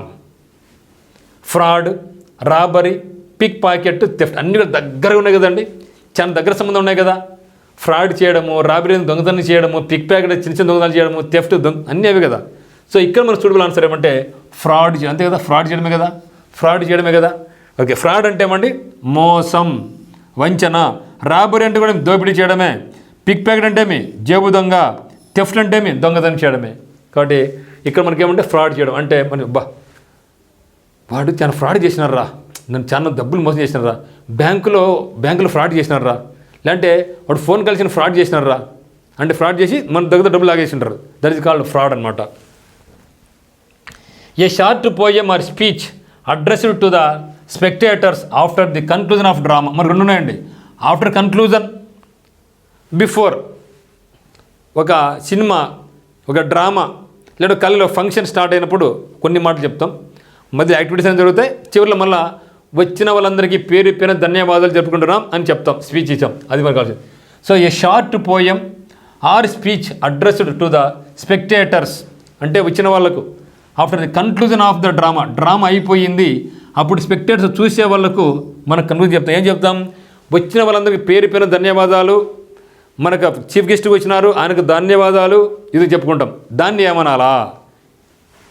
ప్రోలాగు, ఎపిలాగు, డైలాగు, మోనలాగ్. దీని ముందుగా షార్ట్కట్ చెప్పినాం మీకు. ఎండ్ అయిపోయింది కదా, ఎండ్ అయిపోతే ఎపిలాగు, ఎండ్ అయితే ఎపిలాగ్, ఈ గుర్తుపెట్టుకోండి. ఇంకా దానికి ఆపోజిట్ ప్రోలాగు. సో ప్రోలాగ్ అంటే ఏమంటే స్టార్టింగ్, ఇంట్రడక్షన్, ఉపోద్ఘాతం. అయిపోయిన తర్వాత చెప్తే ఎపిలాగ్. డైలాగ్ అంటే సంభాషణ, మోనలాగ్ అంటే సింగల్. కాబట్టి ప్రోలాగ్ అంటే ఏమండి నాంది పలకడం, ప్రారంభ భాగం. డైలాగ్ అంటే సంభాషణ, ఎపిలాగ్ అంటే ఉపసంహారం, మోనలాగ్ అంటే ఏకపాత్ర. ఏదైనా పదాలు కష్టంగా అనిపిస్తున్నాయి మిత్రమా? ఏం లేదు కదా, హ్యాపీగా నేర్చుకుంటున్నాం. Then capable of being understood in either of two or more possible senses and therefore not definite. ఏం చెప్తున్నాడు? capable of being understood in either of two or more possible senses and therefore not definite అంటున్నాడు. అది definite కాదు, దాన్ని ఏమనాలి? Amphibious, amorphous, ambiguous, confusing. So amphibians అంటే ఏమంటే మనం యాంఫిబియన్స్ అంటే చూడండి, ఇక్కడ కప్ప ఈజ్ ఆంఫిబియన్, నేల మీద నివసిస్తుంది, నీటిలో కూడా నివసిస్తుంది. అటువంటి యాంఫిబియన్స్ అంటాం. అంటే యాంబి అంటే రెండు, యాంబి అంటే రెండు. మనకు ఆల్రెడీ వచ్చి మనకు యాంబి డెక్స్టరస్ వచ్చింది కదా, మనకు యాంబి డెక్స్టరస్. యాంబి అంటే రెండు, డెక్స్టర్ అంటే రైట్ హ్యాండ్, రెండు రైట్ హ్యాండ్లు ఉండవు కదా, అంటే ఈక్వల్ స్కిల్ ఉంటే రెండు హ్యాండ్లకు దాన్ని యాంబి డెక్స్టరస్ పర్సన్ అంటాం. కన్ఫ్యూజింగ్ అంటే ఏం అర్థం కాల. ఇక్కడ మనకేమి either of the two or more possible senses, కానీ అది డెఫినెట్ కాదు. అంటే అంబిగ్యూస్ అంటే బుగ్గసలాడుతున్నాడు, అదే బుగ్గసలాడుతుంది, దాన్ని ఏమంటామంటే మనం అంబిగ్యూస్ అంటాం. ఓకే, సో యాంఫిబియస్ అంటే ఉభయచరజీవి. అంబిగ్యూస్ అంటే ఎవరండి? సందిగ్ధమైనటువంటి, అస్పష్టంగా ఉన్నటువంటి. అమార్ఫస్ అంటే అస్తవ్యస్తంగా. దెన్ కన్ఫ్యూజింగ్ అంటే అర్థము లేని అని అర్థం. కన్ఫ్యూజ్ అయిపోయినాడు, అర్థం కావడంలే అని అర్థం. Then a person who is unable to pay off his debts. A person who is unable to pay his debts. అప్పులు చెల్లించలేని స్థితి వ్యక్తిని ఏమనాలా, అప్పులు చేసినాడు బాగా, బ్యాంకులో డబ్బులు తీసుకున్నాడు, బయట ఫ్రెండ్స్ దగ్గర తీసుకున్నాడు, బంధువుల దగ్గర తీసుకున్నాడు, ఇప్పుడు అతను చెల్లించలేకపోతున్నాడు. ఏం చేస్తాడు అప్పుడు మనం చూస్తూ ఉంటాం, వాడు ఐపీ పెట్టేసినారా అంటూ ఉంటాం మనం. ఐపీ పెట్టేసినాడు అంటే ఏమి, డబ్బులు అందరి దగ్గర అప్పు చేసినాడు, కానీ ఇప్పుడు వాళ్ళందరికీ చెల్లించలేకపోతున్నాడు. అప్పుడు ఏమంటే మనం అప్పు చేసినాడు, ఐపీ పెట్టేసినాడు అంటే. ఐపీ అంటే ఏమండి, ఇన్సాల్వెంట్ ప్రాపర్టీ. ఇన్సాల్వెంట్ ప్రాపర్టీ అంటే దివాలా తీసినాడు అంటూ ఉంటాం. వాడిని ఏమనాలా, సాల్వెంటా, బ్యాంకరా, ఇన్సాల్వెంటా, అయిపోయినా. సో ఏమని చెప్పినాం, ఇన్సాల్వెంట్ ప్రాపర్టీ. ఇన్సాల్వెంట్ కదా, ఇన్సాల్వెంట్. దీనికి ఒక పేరు ఏమంటే bank corrupt. Bank corrupt. Bank చెడిపోతే, ఎప్పుడు చెడిపోతే, బ్యాంకులో డబ్బులు తీసుకొని మళ్ళీ చెల్లించుకుంటే బ్యాంకులు చెడిపోతాయి. అక్కడ బ్యాంక్ కరప్ట్ అని గుర్తుపెట్టుకో, ఇంకా మర్చిపోతామా. ఐపీ అంటే ఇన్సాల్వెంట్ ప్రాపర్టీ, ఇన్సాల్వెంట్ ఉంది, బ్యాంక్ కరప్ట్ ఉంది. ఈ రెండు కూడా సేమ్ మీనింగ్సే. ఒక వ్యక్తి డబ్బులు తీసుకుని అప్పులు చేసి తిరిగి చెల్లించలేకుంటే ఆ వ్యక్తిని ఏమంటాం మనం, బ్యాంక్ కరప్ట్ లేదా ఇన్సాల్వెంట్ అంటాం. మన తెలుగు చెప్పాలంటే దివాలా తీసినవాడు అంటూ ఉంటాం. మరి సాల్వెంట్ అంటే ఏమంటే ద్రావణి, కరిగిపోయినటువంటి. బ్యాంకర్ అంటే బ్యాంకర్. ఇన్సాల్వెంట్ అంటే దివాలా తీయడం. లెండర్ అంటే రుణదాత. Anything which is no longer in use. మళ్ళీ వచ్చింది ఇది. Obscure, obsolete, pristine, lapsed. ఎక్కడ వచ్చింది మనకి మిత్రం, వచ్చింది కదా answer. So obsolete. Okay, so obscure అంటే నిగూఢమైనటువంటి, అబ్సొలేట్ అంటే వాడుకలో లేనటువంటి, ప్రిస్టైన్ అంటే సహజమైనటువంటి, పురాతనమైనటువంటి, ల్యాప్సెడ్ అంటే చెల్లదు, ముగిసిపోయింది, no use. Then a person coming in to a foreign land to settle there. A person coming to a foreign land. ఒక పర్సన్ కమ్మింగ్ వస్తున్నాడు, ఎక్కడి నుంచి వస్తున్నాడు, ఫారిన్ నుంచి, ఫారిన్ ల్యాండ్ నుంచి వస్తున్నాడు, మన దేశంలో సెటిల్ అవుతాడు. వాడిని ఏమనాలా, సెటిల్ దేర్. సెటిల్ కావడానికి వస్తున్నాడు, అతన్ని ఏమనాలి మనం. Okay, a person coming to a foreign land to settle there. Immigrant, tourist, settler. Okay చూడండి ఇక్కడ, ఇమ్మిగ్రెంట్ ఈ రెండు కన్ఫ్యూజ్ అవుతారు, చాలామంది కన్ఫ్యూజ్ అవుతూ ఉంటారు అన్నమాట. ఏది ఇమ్మిగ్రెంట్ ఎప్పుడు మనం కన్ఫ్యూజ్ అవుతూ ఉంటాం, పదాలు రెండు చాలా కన్ఫ్యూజ్ అవుతుంటాం. వచ్చేవాడు ఏమన్నా, ఇన్కమింగ్ పర్సన్ ఉంటాడు, ఇన్కమింగ్ వచ్చేవాడు ఉంటారు కొందరు అవుట్ గోయింగ్ పర్సన్ అంటే ఇండియా నుంచి పోతుంటారు, కొందరు అమెరికా అక్కడ సెటిల్ అవుతూ ఉంటారు, అక్కడి నుంచి కొంత ఇక్కడికి వస్తుంటారు, వాళ్ళు సెటిల్ అవుతారు. అంటే అవుట్ గోయింగ్ పర్సన్ ఏమనాలా, ఇన్కమింగ్ పర్సన్ ఏమనాలా అనేది కన్ఫ్యూజ్ అవుతూ ఉంటాం. ఇక్కడ మీకు క్లియర్గా వస్తుంది, మీకు క్లియర్ కట్ స్టార్ట్ కూడా చెప్తాం మీకు. Okay, immigrant, tourist, settler. So tourist అంటే వాడు వస్తుంటాడు, పోతుంటాడు, టూర్కి వస్తాడు, ఒక టెంపుల్ చూసుకుంటాడు, వెళ్ళిపోతాడు, వాడిని ఏమంటాం మనం, టూరిస్ట్ అంటాం. వాడిని ఏమంటాం మనం, టూరిస్ట్ అంటాం. సెటిలర్ అంటే వాడు జనం మనకి విత్ ఇన్ కంట్రీలో అనుకోండి, వాడు సెటిలర్స్ వాళ్ళందరూ కూడా అంటూ ఉంటాం. ఇప్పుడు హైదరాబాద్లో చాలామంది ఆంధ్ర వాళ్ళు సెటిల్ అయిపోయినారు, దాంట్లో వాళ్ళందరినీ ఆంధ్ర సెటిలర్స్ అంటాం. కానీ ఇది మనకి అది కావాల్సింది, ఒక కంట్రీ నుంచి మన కంట్రీకి వస్తూ ఉన్నాడు, ఇక్కడ సెటిల్ అవుతాడు. లేకుంటే ఇండియాలో ఉండేవాడు ఇక్కడ పుట్టి అమెరికాకి వెళ్ళి సెటిల్ అవుతాడు, అమెరికాకి వెళ్ళి, వాడిని ఏమనాలా, ప్లీజ్ రిమెంబర్. సో వాడిని ఏమంటే ఇమ్మిగ్రెంట్ అంటే ఇన్కమింగ్ అని గుర్తుపెట్టుకోండి. ఇమ్మిగ్రెంట్ అంటే ఇన్కమింగ్ పర్సన్. దీనికి ఆపోజిట్ ఏమంటే అవుట్ గోయింగ్ అంటే ఇమ్మిగ్రెంట్. మర్చిపోవద్దండి, ఇన్కమింగ్ అయితే incoming immigrant. Okay, so immigrant అంటే ఏమంటే విదేశీయుడు, వలసదారులు, ఇన్కమింగ్. అమెరికా నుంచి ఇండియాకి వస్తారు, ఇండియాలో సెటిల్ అవుతారు. తర్వాత ఇమ్మిగ్రెంట్ అంటే అవుట్ గోయింగ్, వలసపోయిన వాడు అవుట్ గోయింగ్. టూరిస్ట్ అంటే పర్యాటకుడు. సెటిలర్ అంటే స్థిరపడిన వాడు అనమాట. నా question number 30, something capable of being done అంటున్నాడు. సంథింగ్ క్యాపబుల్, కెపాసిటీ ఉంది, బీయింగ్ డన్ జరగడానికి అవకాశం ఉంది. దాన్ని ప్రాబుల్ అనాలనా, ఫీజిబుల్ అనాలనా, టెనబుల్ అనాలనా, ఎక్స్ప్లికబుల్ అనాలనా. ఇక్కడ చూస్తే ప్రాబుల్ చూడండి, ఇక్కడ మనకు ప్రాబుల్ చూసినట్టయితే మనకు ప్రాబిలిటీ ఉంది కదా, మనకు చాప్టర్ ఉంది కదా, సంభావ్యత అనేసి. ఒక కాయిన్ వేస్తాం, మనకు బొమ్మ పడవచ్చు, బొరుసు పడవచ్చు, హెడ్ ఆర్ టైల్ పడవచ్చు, అంటే జరగచ్చు, జరగకపోవచ్చు. అదే మాదిరిగా పాసిబుల్ కూడా ఉంది కదా, వాటి పాసిబుల్, జరగచ్చు, జరగకపోవచ్చు కదా, రెండు కూడా జరగచ్చు, జరగకపోవచ్చే.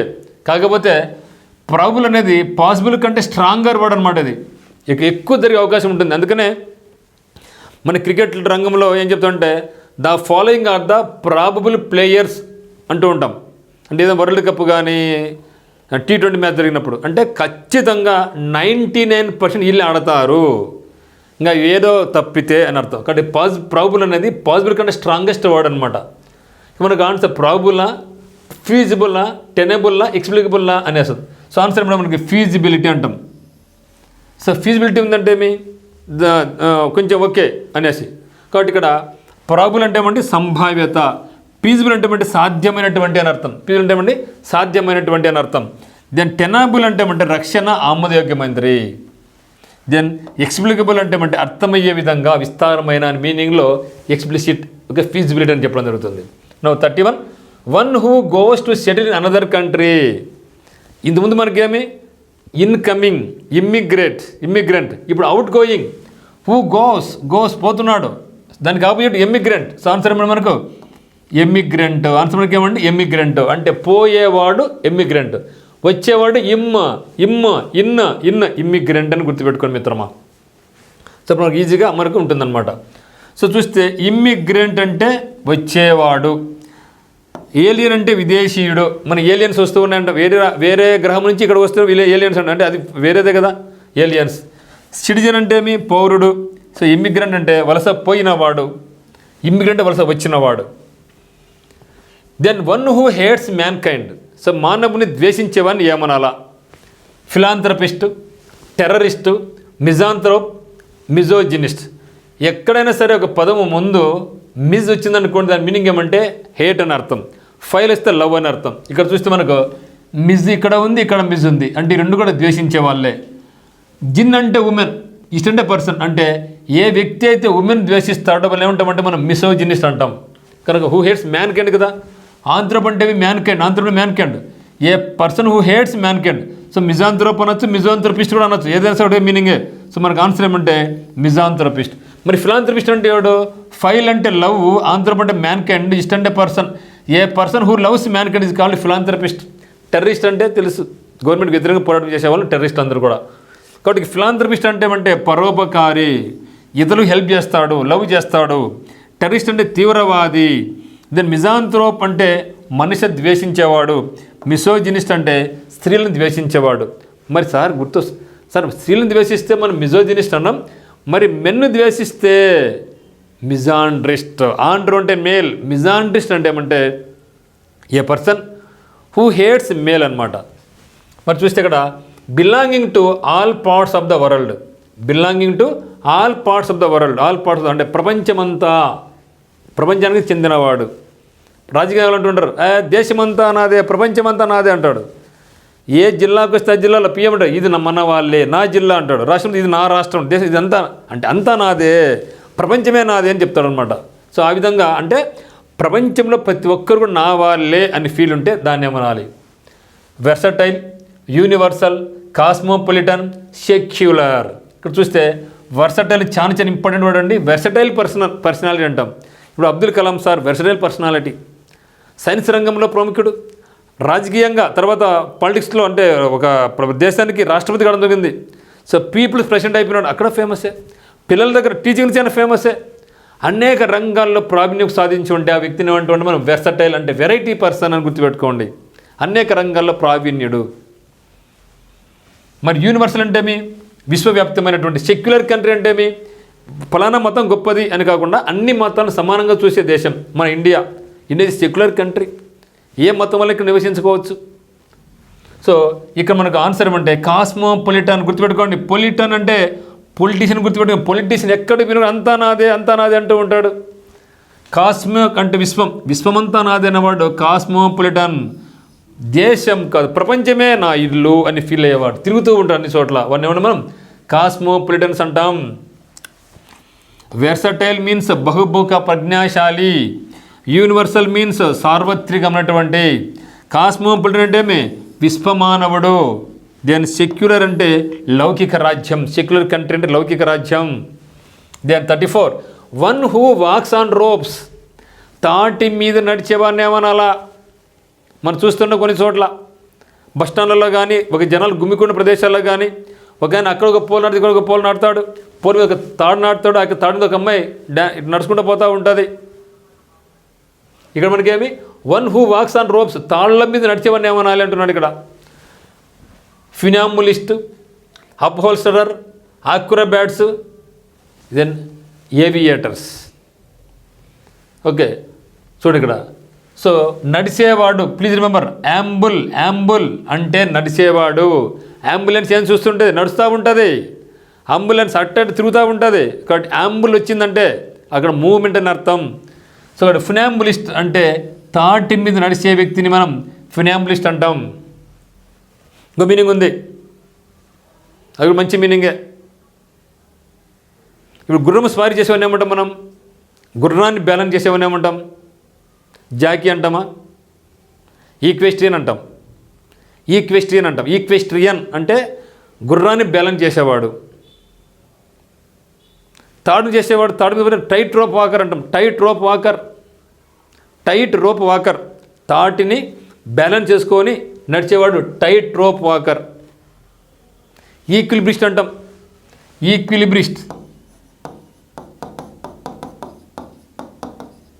లిబ్రా అంటే త్రాచు బ్యాలెన్స్ చేసేది, ఈక్వల్గా బ్యాలెన్స్ చేయడం. ఇక్కడ మనకేమంటే one who walks on ropes అంటే ఉంటాను ఫినాంబులిస్ట్. సో ఫినాంబులిస్ట్ అంటే ఎవరండి? తాటి మీద నడిచేవాడు. ఈక్విలిబ్రిస్ట్ అంటే టైట్ రోప్ వాకర్. ఈక్విలిబ్రిస్ట్ అంటే ఈక్వల్గా, లిబ్రా అంటే త్రాచు. సో బ్యాలెన్స్గా నడుస్తూ పోతుంది అమ్మాయి తాట్ల మీద. So that is called equilibrist. That also known as funambulist. That also known as tightrope walker. టైట్గా ఉంటుంది, రోప్ నడుస్తాడు. దెన్ అప్ హోల్స్టరర్, చాలా ఇంపార్టెంట్ వర్డ్ అండి. అప్ హోల్స్టరర్ కుర్చీలు, ఫర్నిచర్ లాంటి వాటికి కవర్లు తయారు చేసేవాడిని ఏమంటారంటే మనం అప్ హోల్స్టరర్ అంటాం. అంటే డెకరేషన్ చేసేవాడు. బైకులకు, కార్లకు సీట్లు తయారు చేస్తారు కదా నందంగా. ఆక్రోబాట్స్ అంటే శ్రమజీవి, జిమ్నాస్టిస్ట్, ఫీడ్స్. దెన్ ఏవియేటర్ అంటే విమానం నడిపేవాడు. ఏవియేషన్ అంటే విమానం కదా. ఏవియేటర్ అంటే విమానం నడిపేవాడిని మనం ఏవియేటర్స్ అంటాం. Then the study of the origin and history of words గురించి, వాడికి చరిత్ర గురించి, వాడి యొక్క పుట్టుక గురించి చదివే శాస్త్రాన్ని ఏమనాలి? Linguistics, verbose, etymology, anthology. లోకి అంటే స్టడీ కదా, ఎటిమా అంటే వర్డ్స్ మిత్రమా. So etymology means study about words. Entomology అంటే ఎంటమాలజీ అంటే study about insects. Etymology study about words. లింగ్వ అంటే టాంగ్, లాంగ్వేజెస్. వెర్బోస్ అంటే వెర్బల్, పదాలు. సో లింగ్విస్టిక్స్ అంటే భాషా పరిశోధకులు. ఎటిమాలజీ అంటే సాహిత్యం, పదాలు. వెర్బోజ్ అంటే మాటలతో కూడినటువంటి వాగ్దాటి. ఆంథాలజీ అంటే కవితా సంకలనం. Etymology study about words. ఆ యొక్క పదం ఎట్లా పుట్టింది, దానికి గత చరిత్ర ఏమి, కంప్లీట్గా నేర్చుకుంటే దాన్ని ఏమంటే మనం ఎటిమాలజీ అంటాం. ఇప్పుడు మనం చదివింది కూడా ఆ యొక్క పదాలే, ఎటిమాలజీనే. Then a person who breaks into a house in order to steel.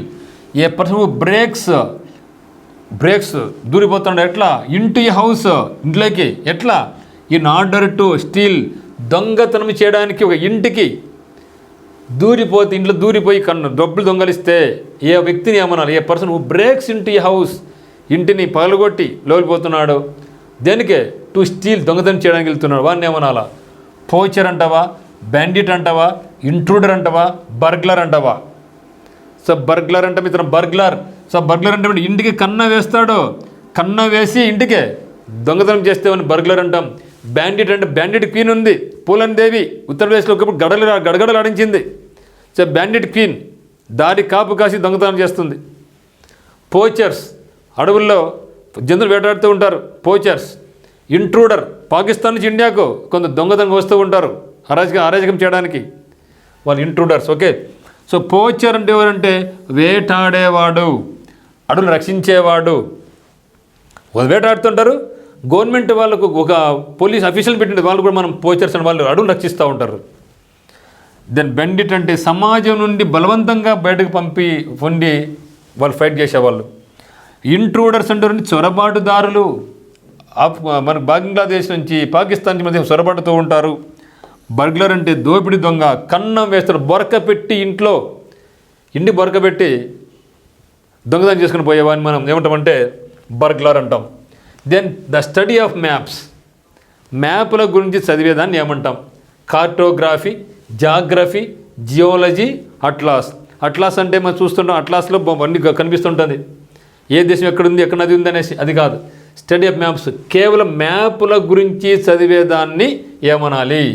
Cartography. అంటే గుర్తుపెట్టి, కార్టూన్ గుర్తుపెట్టి, కార్టూన్స్ అంటే బొమ్మలు కదా, బొమ్మలు అన్ని దేశాలు బొమ్మలు వేసుకుంటాడు, కానీ కార్టూన్స్ గుర్తుపెట్టుకుంటే ఇది మనకు గుర్తుండిపోతుంది. కార్టోగ్రఫీ అంటే ఏమంటే మ్యాప్ల గురించి చదివే శాస్త్రాన్ని మనం కార్టోగ్రఫీ అంటాం. ఆ వ్యక్తిని ఉంటామంటే మనం కార్టోగ్రాఫిస్ట్ అంటాం.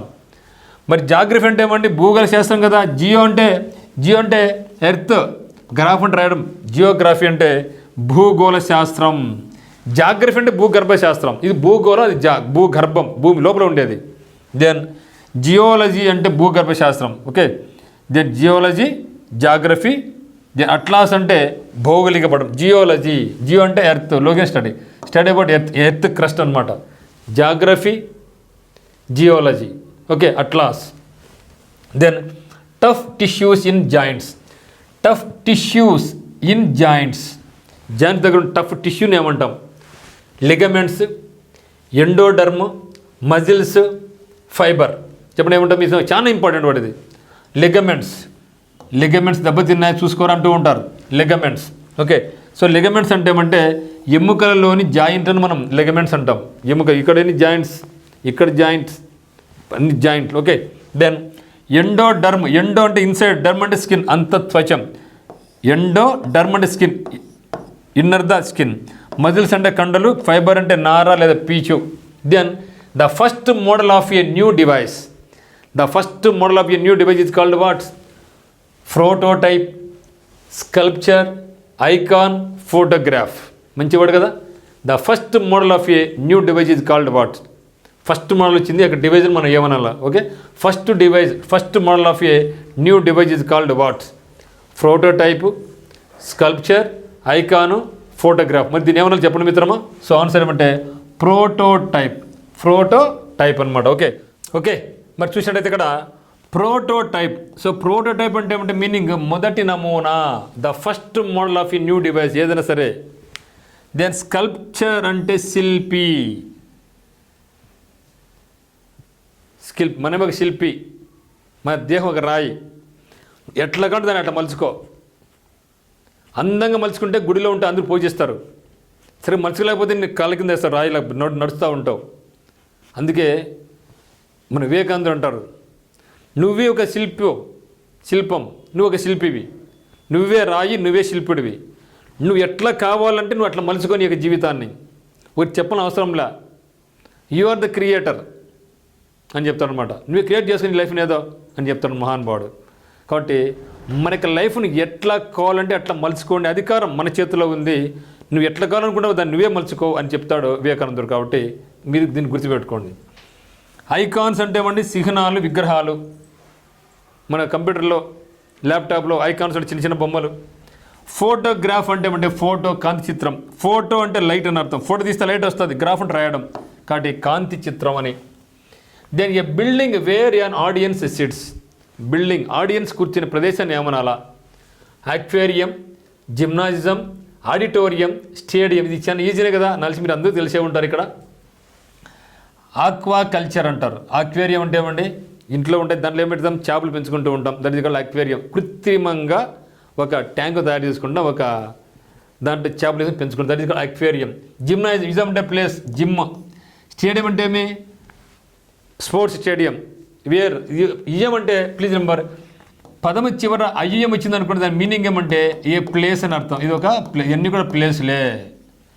కాబట్టి ఆన్సర్ ఏమంటే ఇక్కడ మనకు చెప్పండి, auditorium. A building where and audience seats is called auditorium. చూస్తే ఇక్కడ అక్వేరియం అంటే ఏమండి? అక్వేరియం చేపలు కృత్రిమంగా ఒక తొట్టి తయారు చేసుకుని వేసుకుంటాం. జిమ్నాయిజం అంటే వ్యాయామశాల, జిమ్ చేసేది. ఆడిటోరియం అంటే ఆడిటోరియం, సభామందిరం. స్టేడియం అంటే ఆట స్థలం.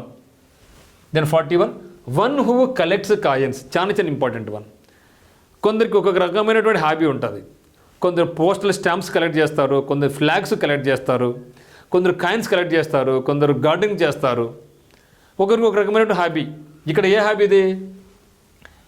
ఏ వ్యక్తి అయితే కాయిన్స్ కలెక్ట్ చేస్తాడో వాన్ని ఏమనాలా అంటున్నాడు. చూస్తే ఆర్కియాలజిస్టు, న్యూమిస్మాటిస్టు, ఫిలాటలిస్టు, కన్నైజర్. ఇక్కడ చూస్తే ఆర్కియాలజిస్ట్ అంటే ఎవరండి? లోగి అంటే స్టడీ ఇష్టం. ఆర్కియాలజిస్ట్ అంటే ఎవరు? పురాతత్వ శాస్త్రవేత్త. ఫిలాటలిస్ట్ అంటే ఎవడు? టెలి అంటే డిస్టెన్స్, టెలివిజన్ దూరంగా చూడడం, టెలిఫోన్ దూరం నుంచి మాట్లాడడం, టెలి అంటే డిస్టెన్స్ అనమాట. సో ఫిలా అంటే లవ్. ఇక్కడ ఫిలాటలిస్ట్ అంటే దూరంగా ఉండే స్టాంపుల మీద ప్రేమ ఉంటే, అంటే a person who collect stamps is called philatelist. మరి కొందరు బుక్స్ కలెక్ట్ చేస్తారు, వాడిని ఏమంటారు? బిబ్లియో ఫైల్ అంటాం కదా. బిబ్లియో ఫైలే కదా. బిబ్లియో అంటే బుక్, బైబిల్, ఫైల్ అంటే లవ్ కదా. మరి ఇక్కడ మనకి ఏమంటాయి? న్యూమిస్మాటిక్స్. ఎట్లా గుర్తుపెట్టుకోవాలి న్యూమిస్మాటిక్స్? న్యూమరల్స్. వాటి మీనింగ్ న్యూమరల్స్. సో ఏమైనా వాటి మీనింగ్ న్యూమరల్స్ అంటే కాయిన్స్ కదా, 1 2 3 4లే కదా, అంటే డబ్బులే కదా. ఇక్కడ న్యూమిస్మాటిస్ట్ అంటే ఎవరంటే ఏ వ్యక్తి అయితే డబ్బులు కాయిన్స్ కలెక్ట్ చేస్తాడో ఆ వ్యక్తిని ఏమంటామంటే న్యూమిస్మాటిక్స్ అంటాం. సో ఆర్కియాలజిస్ట్ అంటే ఎవడంటే పురావస్తు శాస్త్రవేత్త. న్యూమిస్మాటిస్ట్ ఎవరంటే నాణ్యాలు సేకరించేవాడు. ఫిలాటలిస్ట్ ఎవరంటే స్టాంపులు సేకరించేవాడు. కన్నైజర్ ఎవరంటే నిపుణుడు. మనకు ఫుడ్ తయారు చేస్తాం, ఫుడ్ ఏ విధంగా ఉందో చెప్తాడు కన్నైజర్ అనేవాడు. ఏ టేస్ట్ ఉంది, ఎట్లా ఉంది. ఒక న్యాయం ఇస్తాం, ఆ న్యాయం ఏ విధంగా ఉందో చెప్తాడు. అంటే అటువంటి దాంట్లలో ఒక వ్యక్తి ఒక ఆర్ట్ రాస్తాం, ఆ ఆర్ట్ ఎట్లా ఉంది చెప్తాడు కన్నైజర్ అనేవాడు. అంటే కన్నైజర్ అనేవాడు ఒక ఫుడ్లో కానీ, ఒక ఆర్ట్లో కానీ, ఒక జడ్జిమెంట్లో కానీ మంచిగా చెప్పేవాడిని ఏమంటామంటే కన్నైజర్. అంటే connoisseur of good food, connoisseur of an art, connoisseur of a judgement, నిపుణుడు అనమాట, ఎక్స్పర్ట్. దేంట్లో ఎక్స్పర్ట్? ఒక రుచిలో కానీ, ఒక న్యాయం చెప్పడంలో కానీ, ఒక ఆర్ట్లో కానీ. Then a system of government in which only one political party is allowed to function.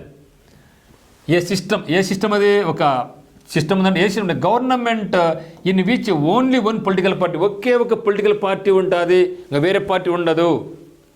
దాన్ని ఏమనాలా? ఇవి మనం చూస్తే నార్త్ కొరియా చూస్తాం. నార్త్ కొరియా ఒకటే ఉంటారు, నో ఎలక్షన్స్, ఒకటే. అదే సిస్టమే. ఆ యొక్క సిస్టాన్ని మనం ఏమనాలి అంటున్నాడు. ఒలిగార్కీనా, డిక్టేటర్షిప్పా, టోటలిటేరియనిజమా, థియోక్రసీనా? ఓకే, చూస్తే మనకు థియోక్రసీ. వాటి మీద థియోక్రసీ, క్రాసీ అంటే రూలింగ్, ది అంటే గాడ్, అంటే రూలింగ్ బై గాడ్, అంటే మతం పరంగా, దేవుని పరంగా ఒక రాజ్యాధికారం చేస్తే దాన్ని థియోక్రసీ. డిక్టేటర్షిప్ అంటారు అంటే డిక్టేటర్ శాసించేవాడు, చెప్పేవాడు. డిక్టో అంటే టూసే అని అర్థం. డిక్టేషన్ చెప్పినారు చిన్నప్పుడు మా సార్లు. డిక్టేషన్ సార్ చెప్తాను రాసిన డిక్షనరీ, నీకు ఏ పదం కావాలంటే అది ఇస్తుంది, డిక్షనరీ ఇస్తుంది. హిట్లర్ని డిక్టేటర్ అంటాం, చెప్పింది నువ్వు చేయాల్సిందే. సో డిక్టేటర్షిప్ ఉంటే వాడే powerful person. So oligarchy, ruling. మనకు ఆన్సర్ మనకు 42 చెప్పడం ఏముందో. So a system of government in which only one political party allowed function, ఒకే ఒక పొలిటికల్ పార్టీ, ఎవరు ఉండరు. That is called totalitarianism. మొత్తంగా ఒకటే రూల్ చేస్తాడు, నోటల్గా వాడు తప్ప ఎదురే ఉండదు. That is called totalization. Okay, so oligarchy అంటే ఏమంటే నిరంకుశ పాలన. డిక్టేటర్షిప్ అంటే నియంతృత్వం, ఇది కూడా. సో టోటలైజేషన్ అంటే టోటలిటేరియనిజం అంటే సర్వాధికార పరిపాలన, అన్నీ తానే పరిపాలించేవాడు. కిమ్ మామా ఎక్కడ? ఉత్తర కొరియాలో. దెన్ థియోక్రసీ అంటే మత పాలనను మనం థియోక్రసీ అంటాం. Then customs and habits of a particular group, ఒక గ్రూప్ యొక్క ఆచార వ్యవహారాలు, అలవాట్లు, హ్యాబిట్స్ అండ్ అలవాట్లు, కస్టమ్స్ అండ్ ఆచార. సో అలవాట్లు ఎక్కడివి? ఒక పర్టికులర్ గ్రూప్, ఒక ప్రత్యేక గ్రూపు, వాళ్ళకి ఆచారాలు కానీ అలవాట్లు కానీ ఏమనాలి?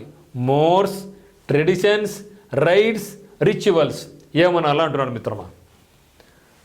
సో ట్రెడిషన్స్ అంటే ఇండియన్ ట్రెడిషనల్ డ్రెస్, ఇది నార్మల్గా ఉంటుంది. ఇది ఒక పర్టికులర్ గ్రూప్ అనమాట, ఒక ఏరియాలో ఉండేదాన్ని. రిచువల్స్ అంటే ఏమండి? చనిపోయిన తర్వాత కొన్ని సంస్కారాలు చేస్తూ ఉంటాం, ఆచారాలు. దట్ ఈస్ కాల్డ్ ఆచారాలు, వేడుకలు. ట్రెడిషన్స్ అన్న కూడా ఆచారాలే, తరతరాలుగా కూడా చూస్తూ ఉంటాయి. సో మోర్స్ అంటే కట్టుబాట్లు. ఓకే, మోర్స్ అంటే కట్టుబాట్లు. A customs and habits of a particular group is called వాళ్ళకి కట్టుబాట్లు కట్టుదిట్టంగా ఉంటాయని అంటూ ఉంటాం. సో రైట్స్ అంటే ఆచారాలు. Then a body of a persons appointed to hear evidence and give their verdict in trials. A body of persons, a group of persons appoint అయినారు దేనికి? To hear evidence and give their verdict in trials. ఒక court ఉంది మిత్రమా. So మనం ఏదైనా సరే తప్పు చేసినా ఏమైనా చేసినా మనం కోర్టుకి వెళ్తాం, అక్కడ మనం అన్ని రకాల ఎవిడెన్స్ ఇస్తాం. దాన్ని బట్టి ఆ గ్రూపులో ఉన్నటువంటి వాళ్ళందరూ కూడా న్యాయంగా విచారించి మనకు తీర్పు చెప్తారు.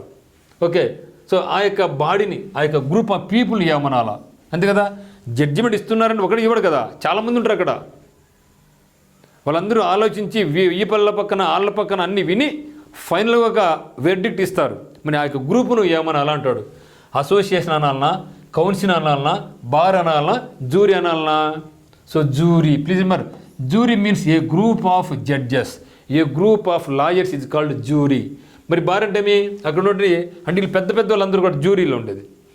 తీర్పు ఫైనల్ తీర్పు ఇచ్చేవాళ్ళు జూరీ, డిస్కస్ చేసేవాళ్ళంతా బార్, అసోసియేషన్ అనమాట. So council. కాబట్టి అసోసియేషన్ అంటే ఏమంటే కమిటీ, కౌన్సిల్ అంటే సలహా మండలి, బార్ అంటే న్యాయవాదులు, సో జూరీ అంటే న్యాయమూర్తుల కమిటీ. వీళ్ళేమో లాయర్స్, వీళ్ళేమో judges. Then indifference to pleasure or pain, చిన్నసార్లు వచ్చింది కదా, వెరీ ఇంపార్టెంట్ వాడు, చాలా చాలా. Perseverance, tolerance, stoicism, reticence. So answer ఏమండి స్టాయిసిజం. స్టాయిక్ అంటే ఏమంటే స్థిత ప్రజ్ఞుడు అంటాం తెలుగులో. స్థిత ప్రజ్ఞుడు, తొనకడు బెనకడు, ఎన్ని కష్టాలు వచ్చినా నష్టాలు వచ్చినా బెదిరే ప్రసక్తే లేదు, మైండ్ స్టాండర్డ్ పెట్టుకుంటాడు. నష్టం వచ్చింది కుంగిపోడు, లాభం వచ్చింది పొంగిపోడు, కుంగిపోడు పొంగిపోడు, గుర్తుపెట్టుకో. ఓకే, మరి పర్సివరెన్స్ అంటే పట్టుదల. అబ్బా రే మనకి పర్సివరెన్స్ చాలా ఎక్కువ, మొండిగా ఉన్నారు అబ్బాడు, ఖచ్చితంగా జాబ్ కొట్టాల్సిందని మొండిగా ఉన్నారు అంటాం. That is called perseverance. Then tolerance, భరించడం, ఎంత కష్టమైన నష్టం, ఎంత బరువుని మోస్తారా వాడు, భరాయిస్తారా. So that is called tolerance. సహనం, ఓర్పు. ఈ ఫీల్డ్లో మన సక్సెస్ కావాలంటే మనకు టాలరెన్స్ కావాలి, పర్సివరెన్స్ కావాలి, రెండు కావాల్సిందే. ఏది లేకుండా కూడా మనం చేయలేం. స్టాయిసిజం కూడా జ్ఞానం. రెటిసెన్స్ అంటే నిశ్శబ్దం, రిజర్వ్, రిటైజ్. సో రిటైజ్ అంటే సైలెన్స్ అని అర్థం. Then building in which dead bodies are kept for a time. Building in which dead bodies are kept for a time. Dead బాడీస్ను కొద్దిసేపు ఆ బిల్డింగ్ పెడదాం, కొద్దిసేపు, kept for a time. Building, ఆ building ఏమన్నా, ఏ బిల్డింగ్, ఈ బిల్డింగ్లో dead bodies are kept, dead బాడీస్ను పెడతాం, దేనికి, కొద్ది సమయం పెడతాం, దాన్ని ఏమనాలా అంటున్నాడు. Mortuary, monastery, okay, sanatorium, crematorium. చాలా మంచి, ఎక్కడ సరే పదం చివరి అయ్యే వచ్చింది అనుకో దాని మిత్రం, దాని పేరు ఏమిటి, అది ఒక ప్లేస్ అని అర్థం, అది ఒక ప్లేస్ అని అర్థం. మొనాస్టరీ. శానటోరియం అంటే ఏమి, శానటోరియం మనకి ఏదో హెల్త్ బాగాలేనప్పుడు ఒక మంచి ప్లేస్కి వెళ్తాం, చాలా చల్లగా మంచి వాతావరణం, ఎటువంటి కాలుష్యం లేకుండా ఉంటుంది, దట్ ఈజ్ కాల్డ్ శానటోరియం. అక్కడ హెల్త్ అనేది రికవర్ అవుతుంది. మనం గమనించినట్లయితే మన ప్రెసిడెంట్ గారు కూడా ప్రతి సంవత్సరం హైదరాబాద్కి వస్తూ ఉంటారు. కొద్దిసేపు ఒక 1 వీక్ అటు ఉండి రిలాక్స్ అయ్యి వెళ్ళిపోతూ ఉంటాం. మనం కూడా అంత మనశ్శాంతి కావాలనుకో ఊటికి వెళ్తాం, మన శాంతిగా ఉండి వస్తాం, కొద్ది హెల్త్ రికవర్ అవుతుంది. ఓకే, సో క్రిమెటోరియం, క్రిమేషన్ జరుగుతుంది. మొనాస్టరీ. సో ఆన్సర్ ఏమండి మనకు, సో ఆన్సర్ వచ్చేసి మనకు మార్చురీ. సో మార్చురీలో డెడ్ బాడీస్ అన్నీ ఉంటాయి, ఆ నుంచి మనం పోస్ట్ మార్టం చేసి ఇంటికి పంపిస్తారు, మార్చురీ అనమాట. ఓకే, సో మార్చురీ అంటే ఏమంటే శవాలను భద్రపరిచే గది, శవాలను భద్రపరిచే గది. సో మొనాస్టరీ అంటే సన్యాసులు ఉండే ఆశ్రమాన్ని మనం మొనాస్టరీ అంటాం. శానటోరియం అంటే ఆరోగ్య సంరక్షణ కేంద్రం. దెన్ క్రిమెటోరియం అంటే శవాలను దహనం చేసే మార్చురీని మన క్రిమేషన్ అంటే కదా, అంత్యక్రియలు కదా, క్రిమేషన్స్ అంటే అంత్యక్రియలు కదా, అది ఒక place. Then one who believes that gaining pleasure is the most important thing in life. ఒక నమ్ముతున్నాడు, ఏ నమ్ముతున్నాడు, గెయినింగ్ ప్లెజర్, సంతోషం పొందేది is the most important thing in life. మన జీవితంలో చాలా హ్యాపీగా, మన జీవితంలో మనకు చాలా హ్యాపీగా ఫీల్ అయ్యే సందర్భాన్ని, నమ్మేదాన్ని మనం ఏమంటాం, హెడోనిస్టు, పెసిమిస్టు, మిజాంథ్రోపు, ఫిలిస్టైన్. చాలా మంచి పదం అండి. హెడోనిస్ట్, పెసిమిస్ట్, మిజాంథ్రోపు, ఫిలిస్టైన్. చూడండి, గమనించండి. మిజ్ అంటే ఏమి, హేటింగ్. ఆంథ్రోప్ అంటే ఏమి, మ్యాన్కైండ్, అంటే మనసులను ద్వేషించేవాడిని మిజాంథ్రోప్ అంటే. పెసిమిస్ట్ అంటే ఎవడు, ఇష్ట అంటే పర్సను, పెసిమి అంటే female. Pessimist, optimist, pessimist. So optimist అంటే ఏమి, ఎప్పుడు కూడా పాజిటివ్గా ఆలోచించేవాడు. దానికి ఆపోజిట్ పిసినారి, పిసిమిస్ట్, ఎప్పుడు నెగిటివ్ ఆలోచిస్తూ ఉంటాడు. సో ఇది పెసిమిస్ట్. అంటే పెసిమిస్ట్కి ఆపోజిట్ ఏమి ఆప్టిమిస్ట్ అనమాట. ఇది కూడా చాలా ఇంపార్టెంట్ వర్డ్ కదా మనకు. ఇంపార్టెంట్ మనకు కలిసిందేమంటే who believes that gaining pleasure ఇది మోస్ట్ ఇంపార్టెంట్ కదా. సో జీవితంలో మనం మన యొక్క ప్లెజర్ను గెయిన్ పొందాలి, అదే మనకి ఇంపార్టెంట్ భావించేవాడిని మనం ఏమనాలి అంటాడు. సో హెడోనిస్ట్ అన్నమాట. ఓకే, సో హెడోనిస్ట్ అంటే ఆనందం కోరుకునేవాడు, ఎప్పుడు కూడా ఆనందం కోరుకునేవాడిని మనం హెడోనిస్ట్ అంటాం. పెసిమిస్ట్ అంటే నిరాశావాది, ఆప్టిమిస్ట్ అంటే ఆశావాది. దెన్ మిజాంథ్రోప్ అంటే మానవులను ద్వేషించేవాడు. దెన్ ఫిలిస్టైన్ అంటే అన్కల్చర్డ్. ఫిలిస్టైన్ అంటే uncultured person or uncultivated person. Then one who breaks the established traditions and majors. మనకి ఆచార వ్యవహారాలను బ్రేక్ చేసేవాడు మరియు ఇమేజెస్ను నాశనం చేసేవాడు. అంటే దేవాలయాల్లో ఉన్నటువంటి దేవతల విగ్రహాలు కానీ, చర్చిలు కానీ, మాస్కులు కానీ, లేదంటే ఫేమస్ పర్సన్స్ యొక్క స్టాచ్యూస్ కానీ నాశనం చేసేవాడు ఏమనాలా. ఫ్యాటలిస్టు, ఫ్యానటిక్, ఫిలలాజిస్టు, ఐకనోక్లాస్ట్. సో ఆన్సర్ మనకి ఏమండి ఐకనోక్లాస్ట్. ఇప్పుడు చాలా సలహాలు అందరూ మనకు ఐకాన్స్ అంటే సిస్టంలో ఉన్నటువంటి చిన్న చిన్న బొమ్మలు, ల్యాప్టాప్లో ఉండే చిన్న బొమ్మలు, క్లాస్ని బ్లాస్ట్ చేసేవాడు. సో ఐకనోక్లాస్ట్ అంటే. ఓకే, సో ఫ్యాటిస్ట్ అంటే మీ ఫ్యాటల్ విధి నమ్మేవాడు, నా ఫేట్ ఇంతేరా అని చెప్పేవాడు. ఫ్యానటిక్ అంటే మతోన్మాది, మత ఛాందస బదులు. ఫ్యానటిక్ రాడు, ఫ్యానటిక్ రిలీజియన్ రా, అబ్బా నా మతమే గొప్పది, నా దేవుడు గొప్ప అనుకుంటాంటారా, దట్ ఈస్ కాల్డ్ ఫ్యానటిక్. ఐకనోక్లాస్ట్ అంటే విగ్రహాలను ధ్వంసం చేసేవాడు. ఫిలాలజిస్ట్ అంటే భాష శాస్త్రవేత్త. లోగి అంటే స్టడీ, ఇస్ట్ అంటే పర్సన్, ఫిలా అంటే లాంగ్వేజ్, ఫైల్ అంటే లవ్. ఇక్కడ ఫిలాలజిస్ట్ అంటే భాషను చదివేవాడు. Then property handed down after the death of a person. Property handed over, property hand over ఎప్పుడు after death of a person. ఒక వ్యక్తి చనిపోయిన తర్వాత ఇక ప్రాపర్టీని హ్యాండ్ ఓవర్ చేసుకుంటే దాన్ని ఏమనాలి. Legacy, legend, patrimony, inheritance. Okay, so చూడండి మిత్రులు ఉంది మనకి కూడా. So legacy, legend, patrimony, inheritance. చూసినట్టు ఇక్కడ ప్యాట్రిమోనీ అంటే మోనీ అంటే మనీ, ప్యాట్ అంటే నాన్న. సో ఇన్హెరిటెన్స్ ఫ్రమ్ ఫాదర్ అంటే నాన్న నుంచి వచ్చేదాన్ని మనం ప్యాట్రిమోనీ అంటాం. ఇక మనకేమి property handed down after the death of ఒక పర్సన్ చనిపోయినప్పుడు తను ఆ ప్రాపర్టీని హ్యాండ్ ఓవర్ అయిపోతే ఏమనాలి అంటాం. So that is called inheritance. అంటే వారసత్వంగా వచ్చే ఆస్తిని మనం ఇన్హెరిటెన్స్ అంటాం. ఓకే, సో లెగసీ అంటే ఏమండి వంశవృక్షం, హెరిటేజ్, వంశం. ఒక ఆయన పెద్ద ఉంటాడు, ఆయన వంశం, ఆయన పిల్లలు, మన ఇట్లా ఆ యొక్క ట్రీని ఏమంటామంటే మనం లెగసీ అంటాం. లెజెండరీ అంటే గొప్పవాడు, గొప్పవాడు. దీని ప్యాట్రిమోనీ అంటే మోనీ అంటే మనీ, ప్యాట్ అంటే నాయన. సో నాన్న నుంచి ఆస్తిని మనం పిత్రార్జితం అంటాం. అంటే మనీ ఫ్రమ్ ఫాదర్, అంటే తరతరాలుగా వస్తే దాన్ని ఏమంటాం ఇన్హెరిటెన్స్ అంటాం. ఇన్హెరిటెన్స్ అంటే వారసత్వపు ఆస్తి. Then last one general view of a person's character. ఏమనాలి. సో జనరల్ చూస్తే దాన్ని ఏమనాలి. సో బయోగ్రఫీనా, ప్రొఫైలా, ఇంట్రడక్షనా, స్కెచ్చా. Okay, biography, profile, introduction, sketch. మరి చూడండి బయోగ్రఫీ అంటే ఏమండి గ్రాఫ్ అంటే రాయడం, బయో లైఫ్ రైటన్. ఆటోబయోగ్రఫీ అంటే నాకు నానే రాసుకుంటే అది ఆటోబయోగ్రఫీ, నేను వేరే చేత రాస్తే that is called biography. So profile. Introduction అంటే ఏమండి మీ ఇంట్రడక్షన్ మనం ముందుగా చెప్పుకోవడం, ఉపోద్ఘాతం, మన గురించి చెప్పుకోవడం. So profile. కనుక జనరల్ వ్యూ ఆఫ్ ప్రొఫైల్ అంటే ప్రొఫైల్ చూసినట్టయితే అక్కడ నీ పేరేమి, మీ నాయన పేరేమి, అమ్మ పేరేమి, నీ చదువు ఏముంది, నువ్వు ఏం జాబ్ చేస్తున్నావు, నీ ఎంత ఉంది, ఎంత ప్రాపర్టీ ఉంది, ఎట్లున్నావు, అదంతా ఉండేదే ప్రొఫైల్ కదా. అంత ఉండేదే మనకు ప్రొఫైల్. So answer profile.